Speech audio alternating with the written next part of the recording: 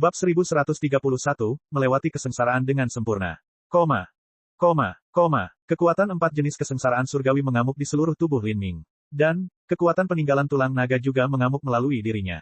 Pikiran Lin Ming tenggelam ke dalam dantiannya. Sebuah pusaran deras muncul di dalam Heretical God Sprout.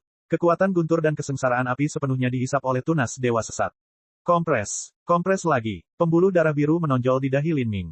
Meskipun tubuhnya telah terlahir kembali, dia masih merasa dantiannya akan meledak karena menahan tekanan ini. Lin Ming, alihkan semua kekuatan peninggalan tulang naga dan energi lain yang tidak perlu ke ambang hidup dan mati. Putar manual Celestial Tyrant. Suara Moever Snow tiba-tiba terdengar di telinga Lin Ming. Saat Lin Ming mendengarnya, cahaya tajam melintas di matanya. Benar sekali, ambang batas hidup dan mati. Metode untuk mengolah 8 gerbang tersembunyi dalam yang dicatat dalam Celestial Tyrant Manual sedikit berbeda dengan metode dalam Chaotic Virtuous Combat Meridians. 8 gerbang tersembunyi bagian dalam adalah batas yang besar, tapi sebenarnya itu juga bisa dibagi menjadi 2 batas. Batas pertama mencakup 6 yang pertama dari 8 gerbang tersembunyi dalam, dan batas kedua mencakup 2 terakhir dari 8 gerbang tersembunyi dalam. 2 gerbang terakhir disebut gerbang yang berdiri di ambang kehidupan dan kematian, gerbang kehidupan dan gerbang kematian. Ambang batas hidup dan mati adalah salah satu penghalang tersulit yang harus dilewati oleh 8 gerbang tersembunyi batin. Untuk menembus ambang hidup dan mati, seseorang harus membangun fondasi dan kemudian mengumpulkan sumber daya dalam jumlah besar sebelum membuat terobosan dalam sekali jalan. Dalam 8 gerbang tersembunyi dalam transformasi tubuh, setiap langkah lebih sulit daripada yang terakhir. Adapun 9 bintang terakhir dari Istana Dao, itu bahkan lebih sulit daripada naik ke surga. Membuka, Lin Ming berteriak. Kekuatan kesengsaraan Yin yang bersama dengan kekuatan peninggalan tulang naga mengalir ke meridiannya. Mereka menyerbu 8 titik nadinya, berdampak pada ambang hidup dan mati.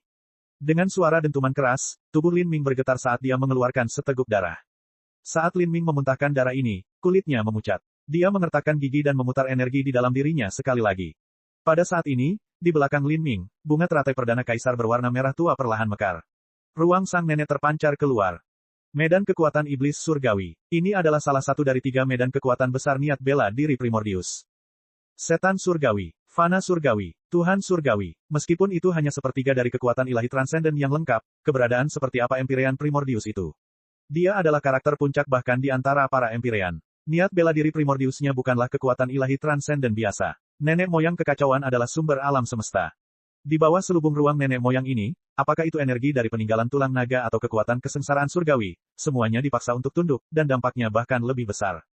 Bang! Dampak kedua, ambang batas hidup dan mati dalam tubuh Lin Ming seperti drum ilahi yang terbuat dari kulit binatang buas kuno yang ganas.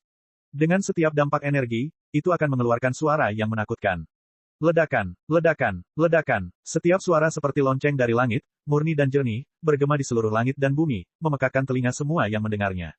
Suara drum semakin keras dan bersemangat. Semua darah dalam tubuh Lin Ming mendidih karena kegembiraan. Kekuatan vitalitas darahnya begitu kuat hingga bisa dilihat dengan mata telanjang. Itu seperti pilar api raksasa yang meroket ke langit, terbang menembus langit dan menembus awan kesusahan. Pemandangan yang luas ini menyebabkan semua orang merasa bingung. Lin Ming benar-benar mengendalikan kekuatan kesengsaraan surgawi. Dia pada dasarnya telah melewati kesengsaraan surgawi. Ya, jika tidak terjadi kecelakaan maka dia tidak akan berada dalam bahaya lebih lanjut. Dengan berkah yang begitu besar dari dunia itu sendiri, bagaimana mungkin kecelakaan bisa menimpanya? Luar biasa, kami menyaksikan kelahiran Raja Dunia yang hebat. Semua orang menahan napas. Setiap adegan yang lewat di depan mereka berarti Lin Ming akan segera melewati kesengsaraan surgawi, dan menyelesaikan tahap ke-9 penghancuran kehidupan. Kesengsaraan Yin Yang dan kekuatan yang terkandung di dalam peninggalan tulang naga terus melemah. Namun, penghalang ambang hidup dan mati juga mulai terkikis. Tanpa mengetahui berapa banyak dampak dering yang terjadi, akhirnya terdengar suara ledakan seperti guntur yang menggelegar yang menyebabkan telinga semua orang mati rasa. Ambang batas hidup dan mati akhirnya berhasil ditembus. Semua meridian Lin Ming telah dibersihkan. Sebagian besar kekuatan kesengsaraan Yin yang telah habis. Adapun esensi peninggalan tulang naga, sisanya secara bertahap diendapkan ke dalam daging dan darah Lin Ming. Kekuatan ini jauh dari mampu membuka gerbang kehidupan atau gerbang kematian. Tapi bagi Lin Ming, menerobos ambang hidup dan mati sudah lebih dari cukup.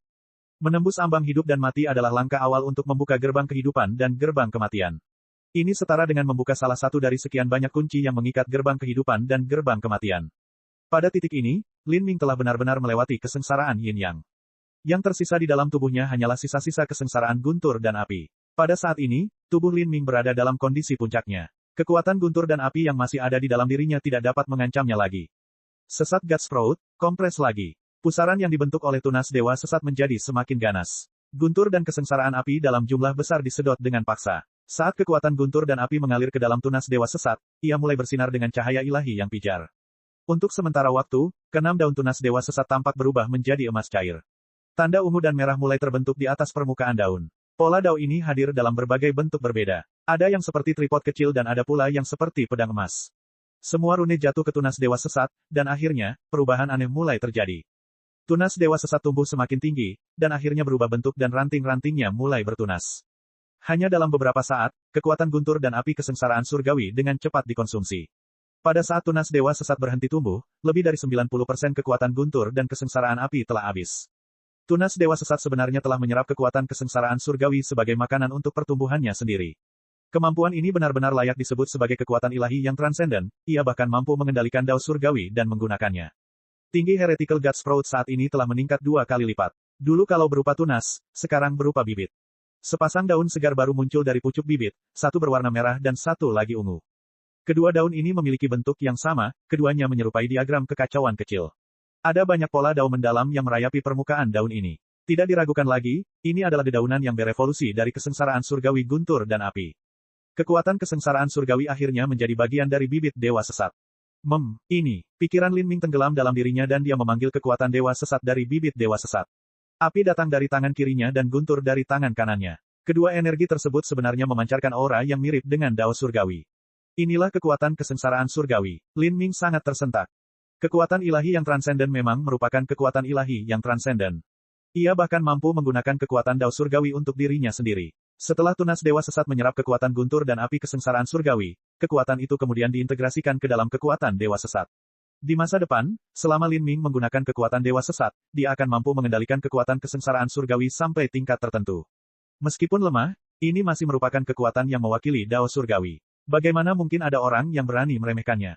Hahaha, besar. Lin Ming menghadap ke langit dan tertawa, suaranya bergema di seluruh dunia. Saat itu juga, dia seperti kupu-kupu yang keluar dari kepompongnya. Esensi, energi, dan keilahiannya semuanya telah meningkat melampaui ekspektasi. Kekuatan vitalitas darahnya seperti binatang buas purba. Tubuh fananya hampir menyerupai tubuh berlian Vajra yang tidak bisa dihancurkan. Daya tahannya telah lama mencapai batas yang sulit dipercaya. Esensi sejatinya sedalam lautan luas. Setiap kali dia bergerak, setiap kali dia mengangkat tangan atau melangkah ke depan, dia akan memancarkan aura hukum, membentuk cahaya redup di sekelilingnya. Ini adalah tanda hukum yang telah diukir di tubuhnya.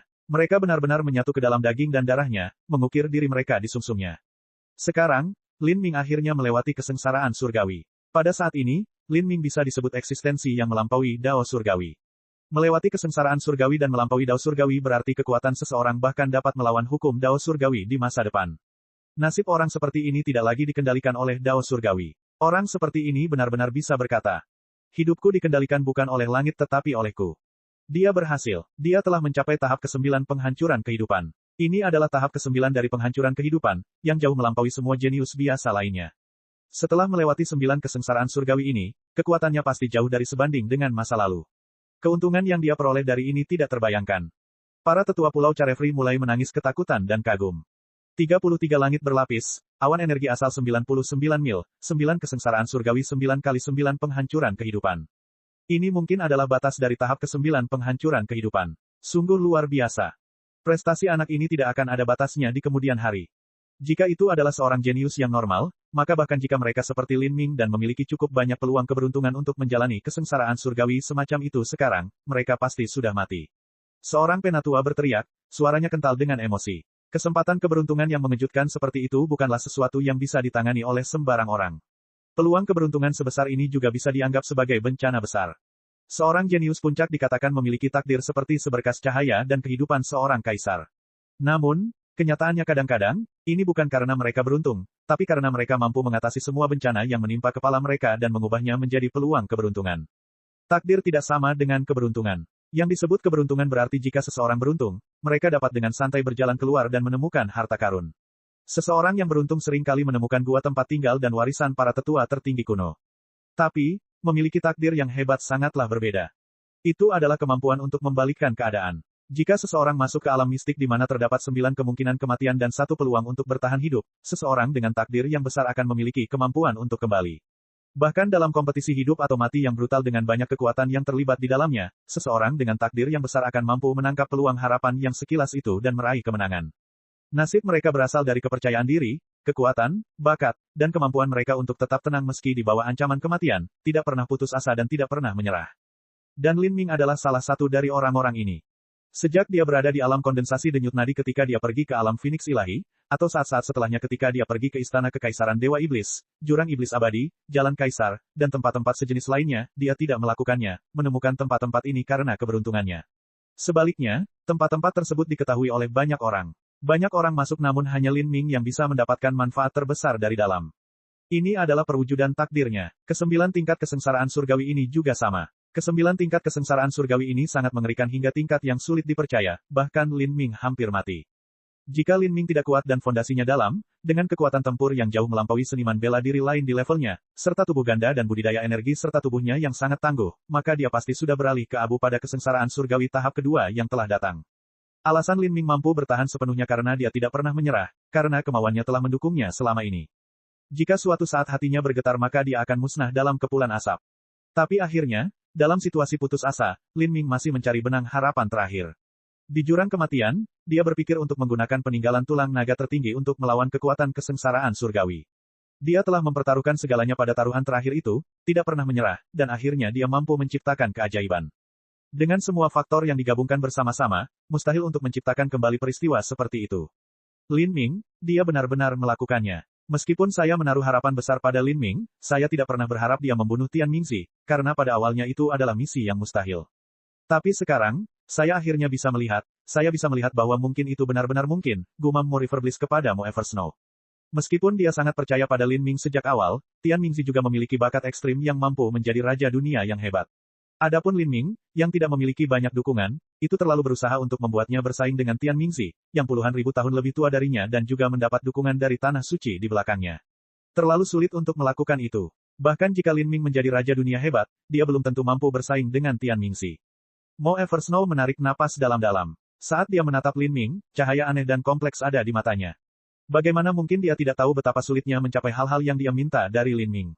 Meski begitu, Lin Ming telah mampu merintis jejaknya sendiri melintasi langit dan bumi, menantang segala rintangan lagi dan lagi. Lin Ming, tombakmu. Mo River Bliss mengulurkan tangannya. Tombak darah Phoenix mengeluarkan seruan gembira, berubah menjadi seberkas cahaya saat terbang menuju Lin Ming. Pada saat itu, cahaya tombak sangat menyilaukan. Bab 1132, Misteri Manik Hitam. Tangan kanan Lin Ming mengulurkan tangan dan menggenggam Phoenix Blood Spear. Di tangan Lin Ming, tombak darah Phoenix mengeluarkan seruan gembira. Dia bisa dengan jelas merasakan perasaan terhubung yang datang dari tombak darah Phoenix seolah-olah mereka memiliki darah dan daging yang sama. Pada saat ini, tombak darah Phoenix sepertinya merupakan perpanjangan dari tubuhnya sendiri. Gumpalan cahaya mulai berputar di atas batang tombak darah Phoenix. Segala sesuatu di dunia ini memiliki habitat ekstrimnya masing-masing. Burung terbang di langit, harimau mengintai di hutan, naga menguasai lautan, dan tombak darah Phoenix yang paling ekstrim kebetulan adalah tangan Lin Ming, tempat di mana ia dapat menampilkan kekuatan tempur terbesarnya. Bagus, sangat bagus. Saya tidak pernah berpikir bahwa bahkan Anda akan mengalami kesengsaraan surgawi dan bangkit menjadi artefak roh. Mulai sekarang, kamu akan menjadi temanku saat kita menjelajahi dan mengatasi dunia. Saat Lin Ming menggenggam tombak darah Phoenix, pada saat itu keberanian dan semangat kepahlawanannya tampak naik 100.000 kaki ke langit. Dibandingkan dengan seniman bela diri yang telah hidup lama, Lin Ming masih terlalu muda. Sekalipun usianya beberapa ribu tahun, jika ia diubah menjadi manusia fana, ia masih berada di usia remajanya. Lin Ming punya banyak waktu untuk menyerang batas berikutnya dan naik ke puncak seni bela diri. Meski begitu, dia masih sangat muda ketika dia telah melintasi 33 langit berlapis, penghancuran kehidupan 9x9. Dia telah melewati kesengsaraan surgawi dan juga berhasil mengembangkan tubuh dan energi ganda. Masa depannya tidak terbatas. Para tetua Pulau Carefree secara alami menyadari hal ini dan cara mereka memandang Lin Ming berubah. Sebelumnya, jika mereka merasa tidak puas dan sedikit mengkritiknya, kini semua itu berubah menjadi rasa kagum. Lin Ming adalah seseorang yang dapat mempengaruhi nasib masa depan mereka, memungkinkan mereka untuk naik ke ketinggian yang belum pernah terlihat sebelumnya. Luar biasa, saya tidak pernah membayangkan bahwa Carefree Island saya suatu hari nanti bisa berteman dengan pembangkit tenaga listrik tingkat Raja Dunia. Mengerikan, itu adalah Raja Dunia Agung yang sejati, sebuah eksistensi yang lahir dari 1 triliun kehidupan. Hanya satu yang muncul setiap 1000 tahun atau lebih, dan ini bukanlah sesuatu yang bisa dicapai hanya dengan bakat. Bagi Raja Dunia bela diri sejati kita, apalagi melihatnya, bahkan murid-muridnya pun memiliki status lebih tinggi daripada Tuan Pulau kita. Karakter seperti ini tidak mungkin dibayangkan. Bagi para tetua Pulau Carefree, Raja Dunia Agung mirip dengan seorang kaisar di dunia fana, dan mereka hanyalah rakyat jelata. Perbedaannya terlalu besar. Setelah debu mereda, Lin Ming telah dengan sempurna melewati 9 musim gugurnya. Pada saat ini, Lin Ming menggenggam tombak darah Phoenix dan melayang di reruntuhan di atas Pulau Carefree, tampan dan anggun seperti makhluk ilahi. Pada tingkat ini, Lin Ming bisa disebut paling jenius dari semua jenius. Dia adalah orang yang benar-benar disayangi surga, seseorang dengan 1000 takdir berkumpul di tubuhnya. Mo River Bliss melayang ke langit dan berkata dengan transmisi suara esensi sejati, "Semua tetua, ikuti saya ke Carefree Palace untuk rapat." Saat Mo River Bliss berbicara, para tetua Pulau Carefree mengerti bahwa dia akan memberi mereka perintah. Tapi, setelah 9 musim gugur Lin Ming mencapai tingkat yang menakutkan dan menakjubkan, tidak ada yang terus menolak keputusannya sebelumnya untuk memberi Lin Ming pohon buah 10 dao yang memotong. Saat Mo River Bliss selesai berbicara, dia terbang menuju Carefree Palace. Saat dia bergerak, dia melirik Xiao Haogan. Pandangan sekilas itu membuat Xiao Haogan panik. Dia berkata kepada White Brook dengan transmisi suara esensi sejati, "Lin Ming ini, masa depan kita tidak akan jauh lebih baik.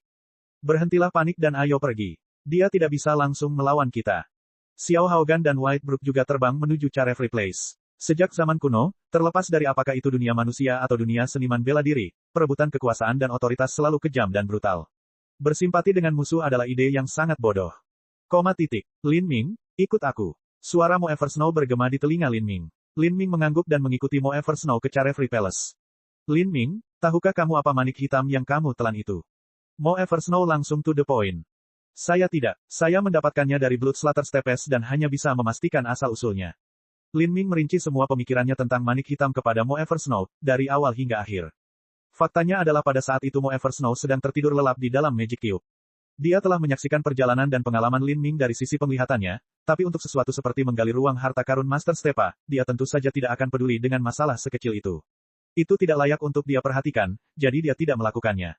Jadi seperti itu, Mo Eversnow bergumam pada dirinya sendiri, tenggelam dalam pikirannya. Jika manik itu adalah sesuatu dari abis iblis abadi, maka itu jauh lebih mudah untuk dipahami. Itu kemungkinan besar berhubungan dengan Empyrean Primordius, dan apapun yang berhubungan dengan Empyrean Primordius bukanlah masalah sepele. Faktanya, dia sudah menebak-nebak. Sekarang setelah dia mengetahui asal-muasal manik hitam itu, dia menjadi lebih yakin dengan spekulasinya sendiri. "Lin Ming, ketika kamu melewati penghancuran kehidupan, tubuhmu berubah menjadi energi darah murni dan tenggelam ke dalam awan energi asal itu. Anda mungkin telah memperhatikan bahwa di atas awan energi asal, muncul 3 jenis fenomena.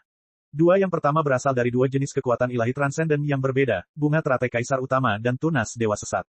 Fenomena ketiga termasuk Magic Cube dan juga 2 objek lainnya. Salah satunya adalah manik bundar, mirip dengan yang Anda telan. Apakah menurutmu kedua manik ini sama?" Pikiran Mo Eversnow adalah apa yang dipikirkan orang lain. Mo River Bliss juga punya kecurigaan seperti ini. Adapun penduduk Pulau Carefree lainnya, mereka tidak mengetahui tentang kubus ajaib, apalagi apa yang diwakili oleh ketiga benda tersebut. Jadi, mereka tidak akan pernah memikirkan hal ini.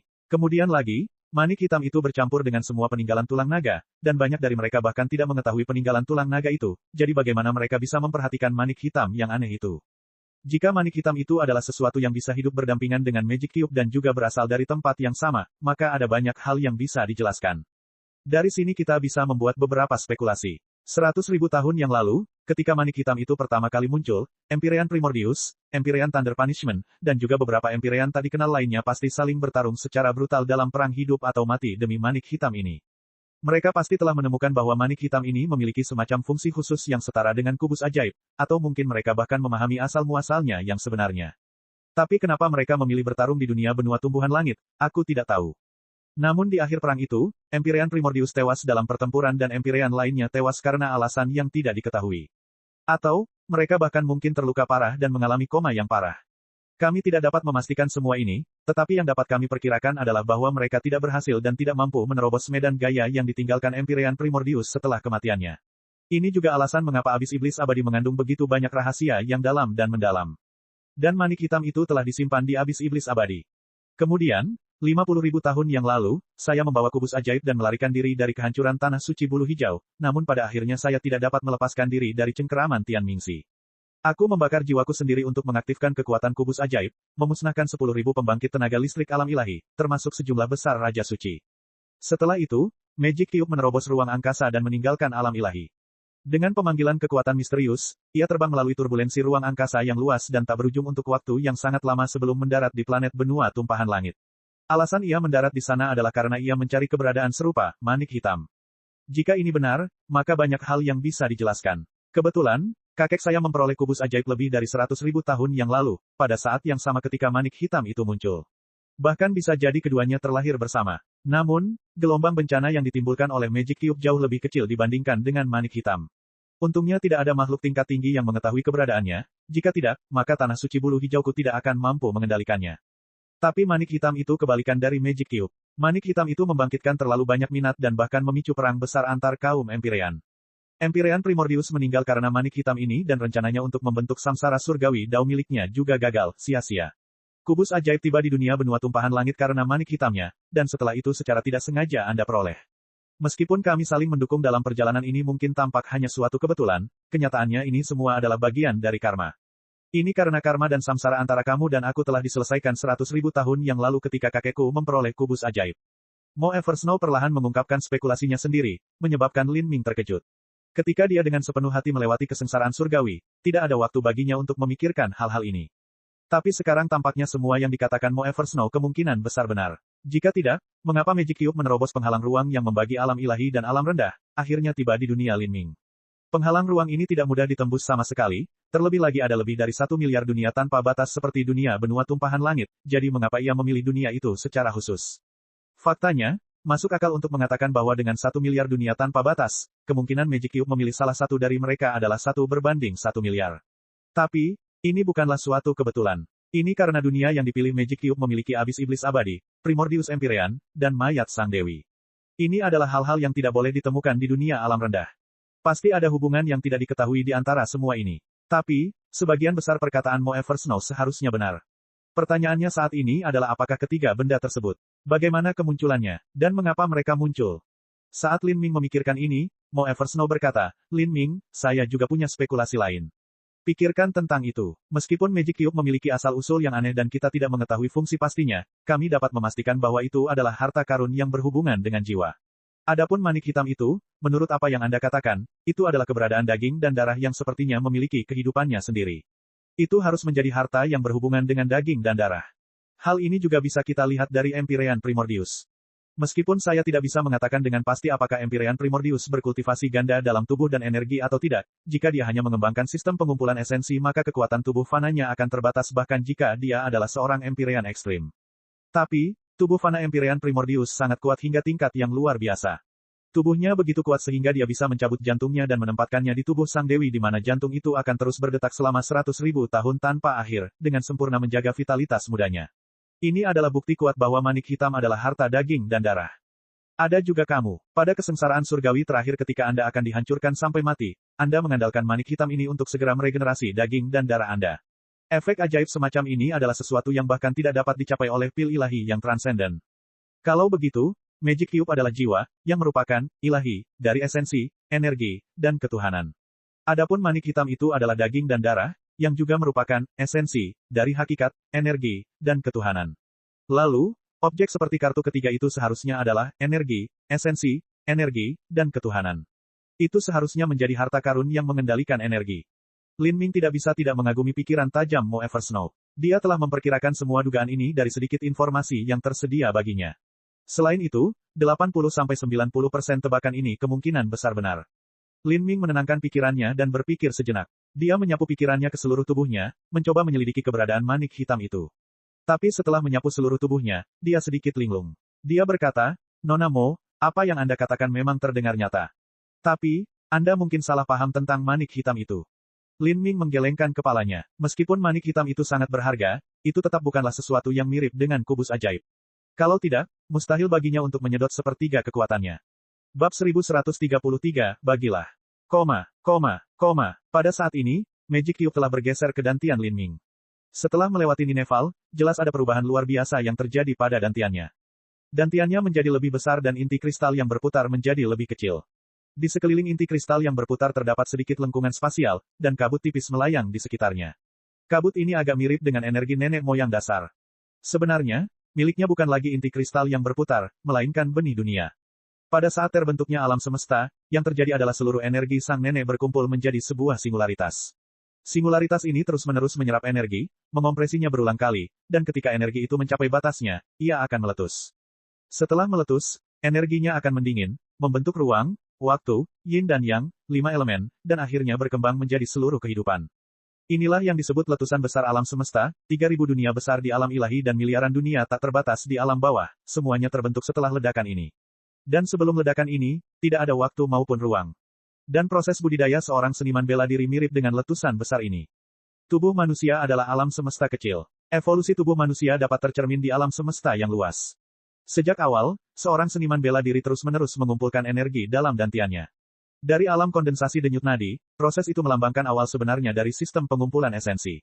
Pada saat itu, esensi sejati seorang seniman bela diri akan mengalir melalui meridiannya dan ke dalam dantiannya. Setelah itu, esensi sejati akan berkumpul di dantiannya dan membentuk aliran di sana, ini adalah wilayah Haltian.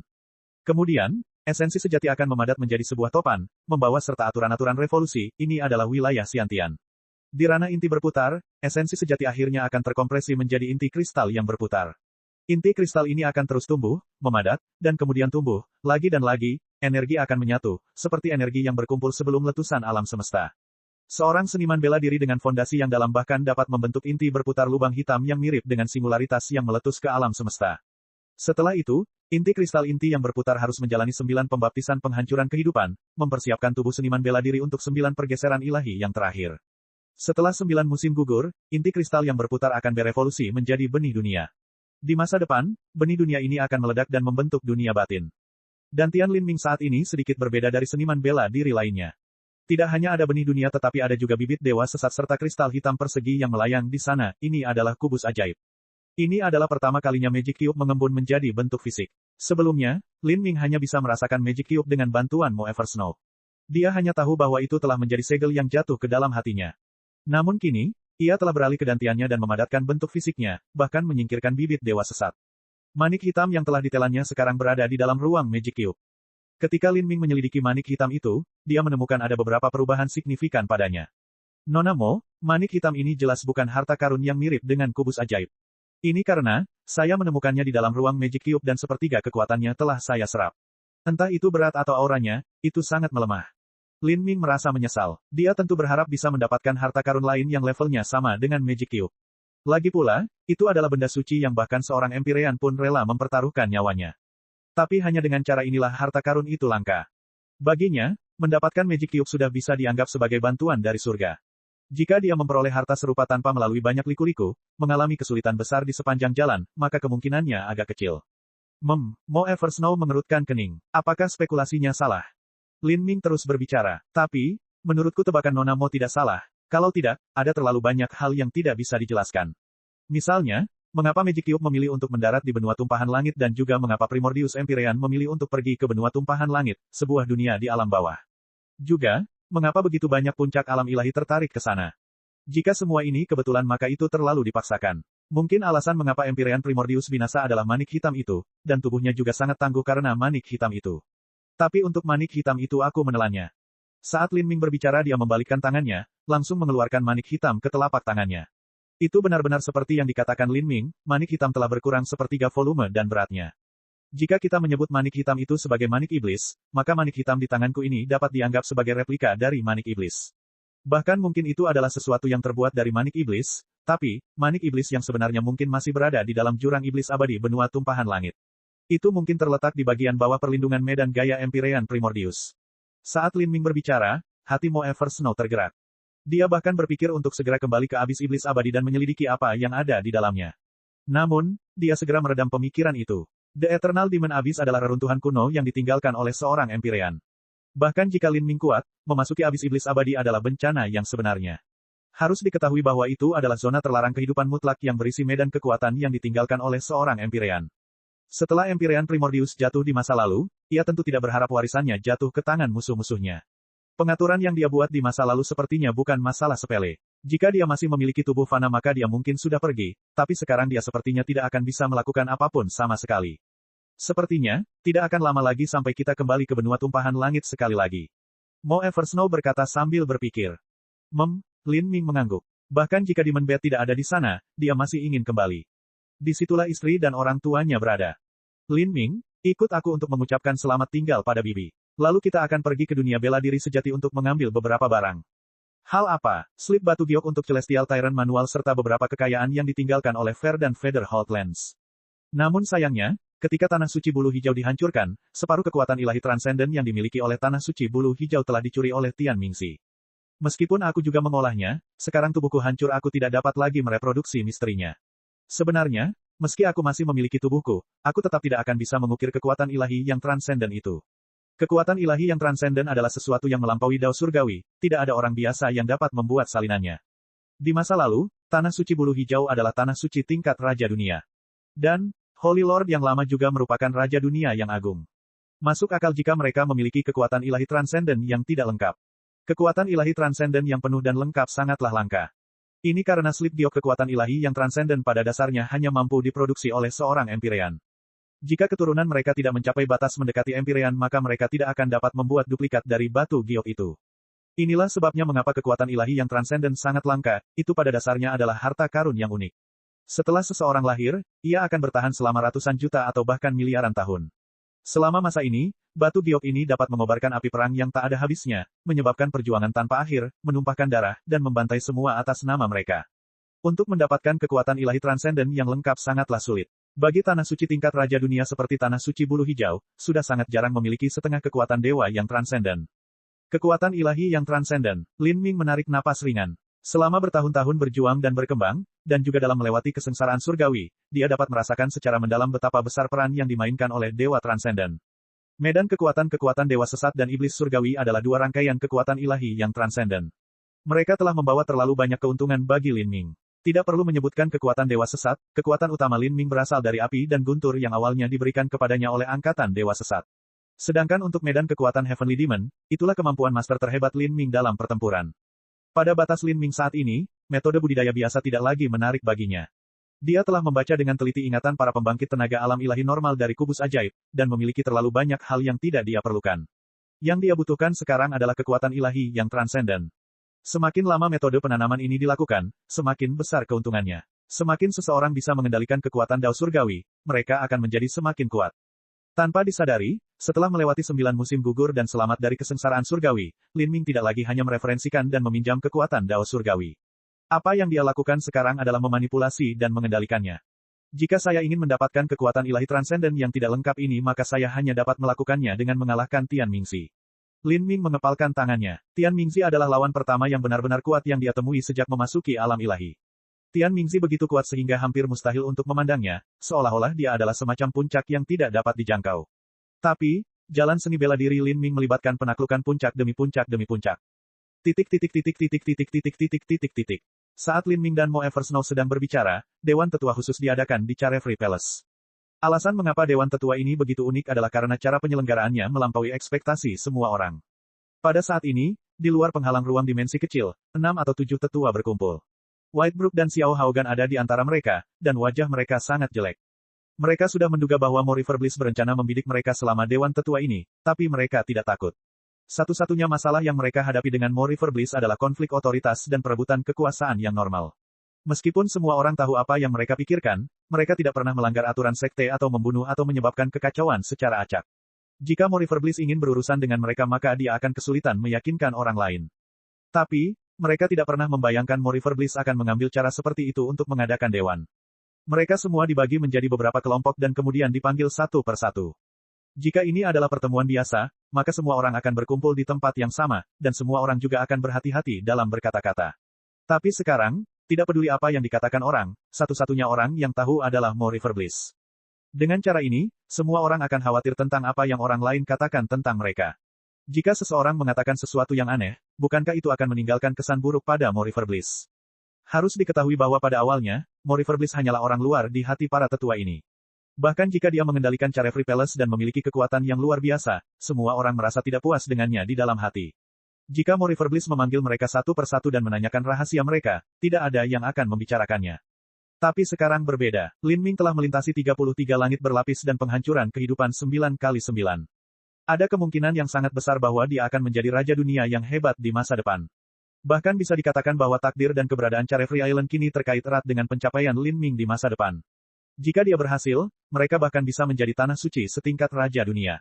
Jika mereka mampu menaiki raksasa yang tak terkalahkan ini, maka makan sedikit saja supnya akan membawa manfaat yang tak terbatas.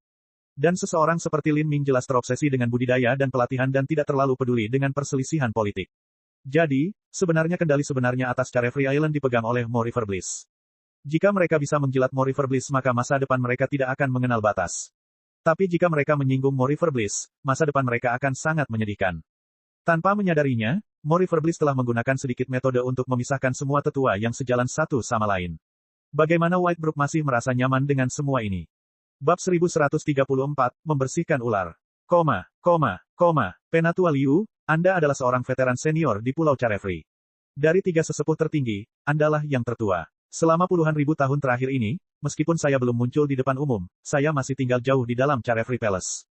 Saya telah memperhatikan banyak hal yang telah Anda lakukan dan saya yakin saya memiliki pemahaman mendalam tentang karakter Anda. Sebelumnya, saya berbicara dengan Penatua Zhou dan dia mengungkapkan beberapa hal kepada saya. Sejauh yang saya tahu, di hari-hari terakhir ini, Anda, Penatua Zhou, dan Penatua Putih semuanya sangat dekat satu sama lain, bukan? Pertanyaan ringan Mo River Bliss menyebabkan jantung Penatua Liu berdetak kencang saat jatuh ke telinganya. Penatua Zhou yang disebutkan oleh Mo River Bliss adalah yang terakhir dari 3 penatua tertinggi. Ketika Mo River Bliss ingin memberikan pohon buah 10 dao yang memotong kepada Lin Ming untuk membantunya menerobos 9 kalinya, semua orang di sekte tersebut menentang tindakan ini. Dan White Brook, sebagai orang yang sangat menentangnya, telah menyatukan banyak tetua untuk menolak perintah Mo River Bliss. Dan faktanya, 2 tetua tertinggi lainnya tidak menyambut Mo River Bliss. Tidak ada seorang pun yang berharap akan ada penguasa lain yang berada di atas kepala mereka dan mencuri otoritas mereka. Dalam situasi seperti ini, mereka cenderung menyukai White Brook sejak awal. Tapi setelah itu, Lin Ming telah dengan sempurna melewati kesengsaraan surgawinya dan mencapai 9 kali 9 penghancuran kehidupan dan kemudian pikiran mereka telah membuat perubahan total. Penampilan Lin Ming terlalu luar biasa dan indah. Jika Lin Ming benar-benar bisa menjadi Raja Dunia yang hebat maka Pulau Carefree akan bisa naik ke tanah suci tingkat Raja Dunia. Dan sebagai penatua senior mereka, bahkan berbagi sedikit sub saja akan menjadi keuntungan yang luar biasa. Ini sama sekali bukan sesuatu yang bisa dibandingkan dengan harta karun tingkat surga seperti pohon buah 10 pemisah dao. Karena itu, mereka mulai menyukai Mo River Bliss. Sekarang setelah mereka mendengar Mo River Bliss tiba-tiba menyebutkan kisah-kisah lama dan terutama dalam situasi di mana dia memecah belah para tetua dan berbicara kepada mereka satu persatu, tidak ada yang tahu apa yang akan dikatakan orang lain, jadi semua hati mereka dipenuhi rasa takut dan gentar. Begitu orang lain mengakui semua masalah mereka, jika mereka terus bersikap konyol dan membantu White Brook maka itu akan menyebabkan Mo River Bliss mempunyai kesan yang sangat buruk terhadap mereka. Lalu, meskipun Carefree Island berkembang pesat di masa depan, mereka tetap tidak bisa mendapat bagian keuntungan dan hanya akan dianggap sebagai orang luar yang akan terus terpinggirkan. Sejak zaman kuno, tidak ada benar atau salah dalam perebutan kekuasaan. Orang-orang yang mengaku benar dan keras kepala yang berintegritas seringkali meninggal dengan cara yang paling menyedihkan. Apakah mereka baik atau jahat, tidak masalah. Yang ada dalam perebutan kekuasaan hanyalah beberapa kata sederhana, tunduk padaku dan sejahtera atau lawan aku dan binasa. Penatua Liu sudah dapat melihat bahwa wanita ini, Mo River Bliss, tidak mudah untuk dihadapi. Sebelumnya, dia diam-diam tinggal di Carefree Palace karena dia tidak ingin statusnya terungkap. Tapi sekarang setelah dia melakukannya, dia akan mengerahkan kendali penuh dan penuh sehingga ketika Pulau Carefree menjadi tanah suci tingkat Raja Dunia di masa depan, otoritasnya akan lebih lancar.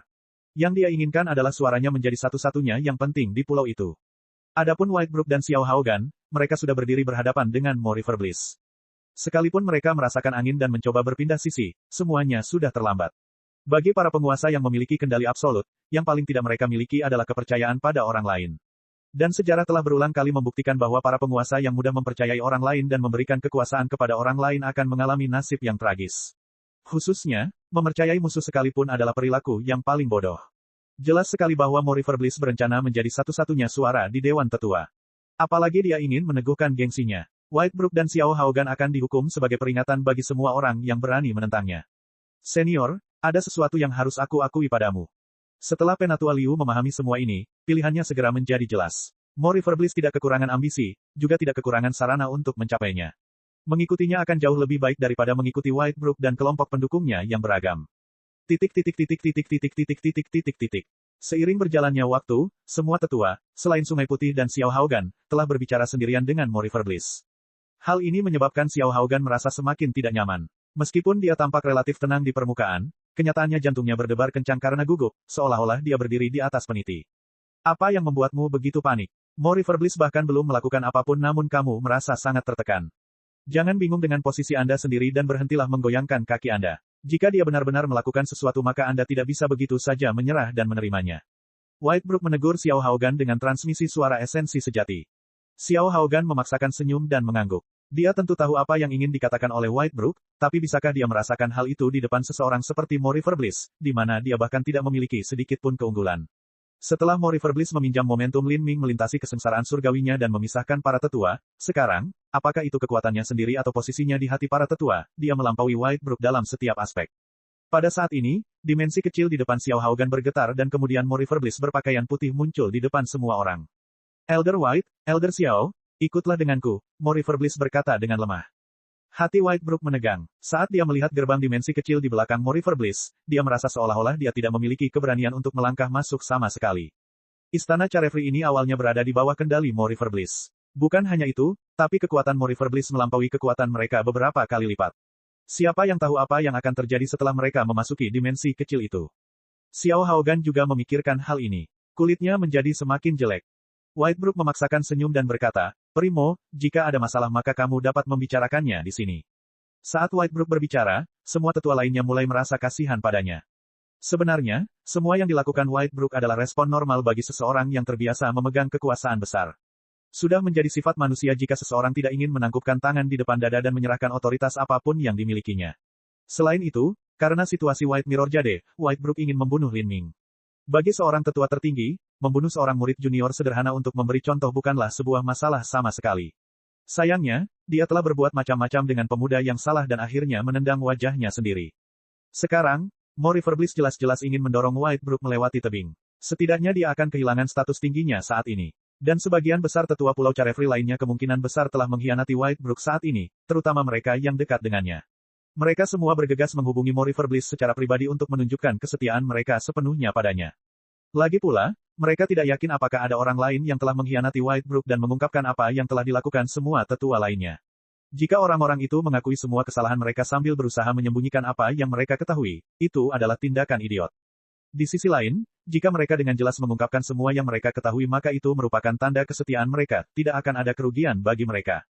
Hanya dapat dikatakan bahwa manusia adalah makhluk yang tidak konsisten dan berubah-ubah, cepat tergoda ke arah ekstrim. Sekarang setelah mereka menghadapi Whitebrook, mereka semua merasa sedikit bersalah di dalam hati.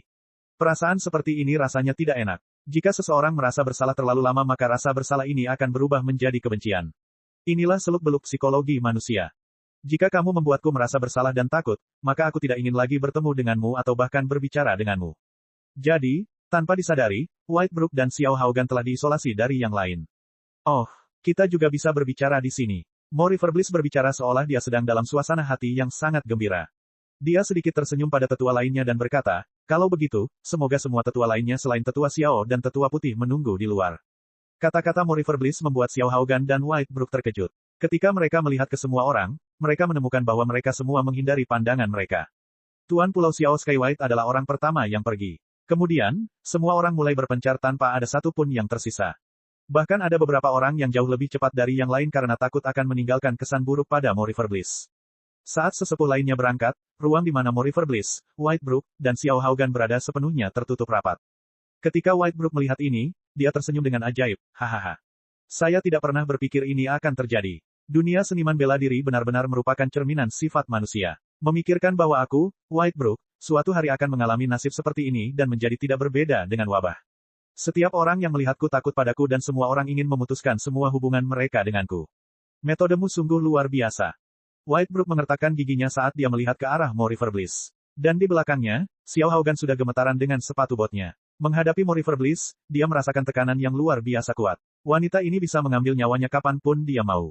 Metodeku tidak banyak. Hanya saja setelah Lin Ming melewati penghancuran kehidupan 9x9, apakah itu dalam kekuatan atau prestise, saya sekarang menempati keunggulan absolut. Kamu bukan lagi tandinganku. Aku bisa saja melepaskanmu, hanya saja, aku tidak akan lagi meninggalkan kesempatan sekecil apapun untuk musuhku saat ini atau musuh potensialku di masa depan. Ini adalah pelajaran yang ayah saya bayar dengan harga yang mahal untuk diukir dalam hati saya. Aku tidak akan lagi mendiami seekor ular yang menatapku dari belakang. Bahkan jika Anda tidak memiliki kekuatan untuk mengancam saya, ada kemungkinan Anda akan mengkhianati informasi saya kepada musuh darah saya di masa depan, atau Anda bahkan mungkin menjual Lin Ming. Atau di kemudian hari saat aku punya masalah, kamu bahkan mungkin akan menendangku saat aku sedang terpuruk. Kamu sudah memiliki kebencian yang membara terhadapku di hatimu. Karena kami tidak dapat menyelesaikan masalah kami, mengapa saya harus memberi Anda kesempatan untuk membalas dendam? Penghancuran tanah suci bulu hijau telah meninggalkan pelajaran seumur hidup di hati Morifer Bliss. Itu karena Holy Lord lama dari Tanah Suci Bulu Hijau tidak bertindak melawan Tian Mingzi sebelumnya sehingga mereka semua mengalami nasib seperti itu. Bagaimana Morifer Bliss bisa membiarkan kesalahan yang sama terjadi lagi? Begitu Whitebrook menyadari bahwa musuh yang dibencinya adalah Tian Mingzi, bahkan gulungan artefak roh yang dia miliki, semua tanda sesepuh mungkin tidak berguna. Tian Mingzi mungkin punya cara sendiri untuk menghilangkan kutukan semacam itu. Saat itu, Tian Mingzi akan mencari tahu tentang dirinya serta keberadaan Mo Eversnow dan Lin Ming. Konsekuensinya bisa dibayangkan. Bagus, kamu cukup kejam. Saya mengakui bahwa saya pantas menerima hukuman ini. Jadi, biarkan aku melihat bagaimana kamu akan membuangku. Whitebrook dengan dingin berkata sambil membuka lengan bajunya. Menurutnya, Morifer Bliss hanya membebaskannya dari tugasnya. Paling-paling dia akan memenjarakannya, bukan membunuhnya. Jika tidak, jika seorang tetua senior meninggal karena perebutan kekuasaan maka pasti akan terjadi perpecahan. Meskipun tidak ada yang berani melakukan apapun padanya, dia tetap harus berhati-hati terhadap dampak tindakannya terhadap opini publik. Jika dosa pembunuhannya terlalu besar, akan mudah kehilangan kemauan rakyat. Morifer Bliss sepertinya memahami pikiran Whitebrook. Dia dengan licik tersenyum. Sepertinya kamu berpikir kamu aman. Seolah-olah Anda tidak perlu takut. Sayang sekali, semua spekulasimu salah. Hati Whitebrook bergetar ketika dia tiba-tiba melangkah mundur. Dia mengulurkan tangan untuk menelusuri cincin spasialnya sendiri, tetapi saat ini yang dia rasakan hanyalah kabut yang menyilaukan di hadapannya. Morifer Bliss telah tiba tepat di depannya. Bang, Whitebrook tidak bisa melihat bagaimana tindakan Morifer Bliss. Hanya dalam sekejap, yang dia rasakan hanyalah rasa sakit yang memusingkan di kepalanya. Seolah-olah dia telah jatuh ke suatu ruang yang tidak diketahui dengan es dan salju berjatuhan di sekelilingnya, menyelimuti dunia. Whitebrook ingin menghancurkan dunia ini, tapi dia merasa tubuhnya menjadi semakin tidak berdaya. Kesadaran dan perasaan ketuhanannya sepertinya meninggalkan tubuhnya. Perasaan ini seperti makhluk fana yang ditempatkan di depan luasnya alam, tidak ada kesempatan untuk menolak. Perbedaannya terlalu besar. 3 hari kemudian, semua orang melihat Xiao Haogan dan Whitebrook di Carefree Palace. Mereka mengikuti di belakang Morifer Bliss. Tampaknya tidak ada yang berbeda dari mereka, kecuali bahwa mereka menunjukkan kesetiaan mutlak terhadap Morifer Bliss. Selain itu, ada juga rasa kagum dan takut yang mendalam terpancar dari mata mereka. Penampilan seperti ini seperti seseorang yang pikirannya dikendalikan dan segel budak ditanam di dalam dirinya. Tentu saja, tidak ada yang berani mempertanyakan Morifer Bliss. Mereka hanya bisa menahan rasa curiga mereka sendiri dan berpura-pura tidak memperhatikan apapun. Semua orang mulai semakin takut pada wanita yang dikenal sebagai Morifer Bliss ini. Tanpa diragukan lagi, dia bukanlah seseorang yang memiliki hati yang berdarah-darah. Bagi siapapun yang tidak menaatinya, nasib mereka akan sangat tragis. Xiao Haogan dan Whitebrook adalah contoh sempurna untuk ini. Tidak peduli apa yang dilakukan Morifer Bliss terhadap Xiao Haogan dan Whitebrook, setidaknya mereka belum mati. Adapun murid-murid biasa di Pulau Carefree, tidak satupun dari mereka yang mengetahui situasi ini sejak awal, sehingga perubahan opini publik tidak pernah terjadi. Seperti ini, Morifer Bliss dengan tenang mengendalikan seluruh Pulau Carefree sambil menyingkirkan semua musuhnya. Bukan saja tidak ada efek negatifnya, namun otoritasnya malah meningkat ke tingkat yang belum pernah terjadi sebelumnya. Bab 1135, Kota Kekaisaran Abadi. Dunia bela diri sejati tempat Pulau Carefree berada sangatlah luas, bahkan setingkat lebih tinggi dari dunia Atlas, dunia tempat Istana Phoenix Cry berada. Dari dunia besar alam ilahi, yang menentukan mana yang lebih besar dan lebih kecil bukanlah massa atau luasnya. Sebaliknya, yang penting adalah jumlah pembangkit tenaga listrik serta kualitasnya. Dan di dunia yang besar, lebih dari 90% pusat kekuatan akan berlokasi di benua utama. Setiap benua utama dari dunia besar alam ilahi memiliki wilayah yang tak terhitung jumlahnya. Meskipun Pulau Carefree juga dianggap berada di benua utama dunia bela diri sejati, pulau ini berada di tepi terjauh laut, Laut Merah terpencil. Sekte-sekte teratas yang benar-benar besar, seperti Tanah Suci Puncak, dan bahkan Tanah Suci tingkat Raja Dunia terletak di dekat wilayah tengah benua utama ini. Wilayah ini memiliki sumber daya yang sangat kaya. Ada juga alam mistik dalam jumlah yang sangat tinggi, dan bahkan alam mistik peringkat menengah ini jauh lebih melimpah daripada alam mistik Red Desolate. Namun, meskipun alam mistik ini kaya akan sumber daya, yang mereka hasilkan hanyalah batu matahari ungu, kristal matahari ungu, atau bahan dasar tingkat rendah lainnya. Hal terbaik tentang mereka adalah kuantitas sumber dayanya sangat tinggi, namun kualitasnya tidak begitu. Mereka tidak seperti alam mistik dewa binatang yang memiliki material surgawi tingkat tinggi seperti tulang naga tertinggi. Tulang naga tertinggi adalah sesuatu yang bahkan akan diperjuangkan oleh pembangkit tenaga listrik tingkat Raja Dunia sampai mati. Adapun 10 miliar batu matahari ungu, pembangkit tenaga listrik tingkat Raja Dunia tidak akan tertarik sama sekali. Inilah perbedaan levelnya. Meskipun alam mistik dunia bela diri sejati sangat kaya, dan bahkan bisa dianggap memiliki salah satu alam mistik terkaya di antara 3.000 alam besar alam ilahi, mereka tidak mampu menghasilkan bahan-bahan surgawi kelas atas, sehingga mereka tidak mampu memproduksi bahan-bahan surgawi kelas atas. Terlalu menggoda bagi pembangkit tenaga listrik. Dan, sebagian besar kekayaan tersebut berasal dari bisnis komersial di sana. Setiap tahun ada sejumlah besar kekayaan yang diperdagangkan di dunia bela diri sejati. Kota Kekaisaran Abadi adalah kota terbesar di dunia bela diri sejati dan juga yang paling kuno. Setelah Lin Ming mengucapkan selamat tinggal pada Mo River Bliss, tujuannya adalah kota Kekaisaran Abadi. Alasan dia datang ke sini adalah untuk mengambil kembali kekayaan yang ditinggalkan oleh Tanah Suci Bulu Hijau, di antaranya adalah Slip Gyoke, Celestial Tyrant Manual, yang ditinggalkan Mo Eversnow. Menurut Mo Eversnow, kota Kekaisaran Abadi sudah berusia beberapa ratus juta tahun. 100 juta adalah angka yang menakutkan, khususnya jika digunakan untuk menyebut waktu. Seorang manusia hidup selama 1 miliar napas, dan 1 napas adalah waktu yang sangat singkat. Jika nafas waktu ini diubah menjadi tahun, jumlah waktunya tidak akan terbayangkan. Ini adalah kota yang terus berkembang selama beberapa ratus juta tahun, mudah untuk membayangkan betapa menakutkannya itu. Meskipun Lin Ming telah mempersiapkan mentalnya, dia masih terkejut ketika dia benar-benar melihat kota Kekaisaran Abadi dengan matanya sendiri. Ini adalah kota Kekaisaran Abadi. Lin Ming menatap kota metropolitan besar di depannya. Sebaliknya, lebih baik menyebutnya benua terapung. Di langit di atas True Martial Great World, sebuah benua super melayang dengan sendirinya. Sebidang tanah besar ini memiliki panjang dan lebar puluhan ribu mil. Kota Kekaisaran Abadi dikelilingi oleh tembok kota yang tingginya ribuan kaki dan tebalnya ratusan kaki, seolah-olah ada pegunungan yang mengelilinginya. Selama ratusan juta tahun ini, formasi susunan yang tak terhitung jumlahnya dan jumlah energi yang luar biasa digunakan untuk menopang tembok kota ini, dan dengan demikian tembok kota memancarkan aura sederhana dan tak terbatas. Meski tembok kota ini luas dan kokoh, masih ada bekas luka akibat berbagai serangan. Bahkan ada beberapa area yang lukanya sangat dalam dan mengerikan. Jelas sekali bahwa dalam sejarah kota Kekaisaran Imemorial, kota ini telah mengalami peperangan yang tak berkesudahan.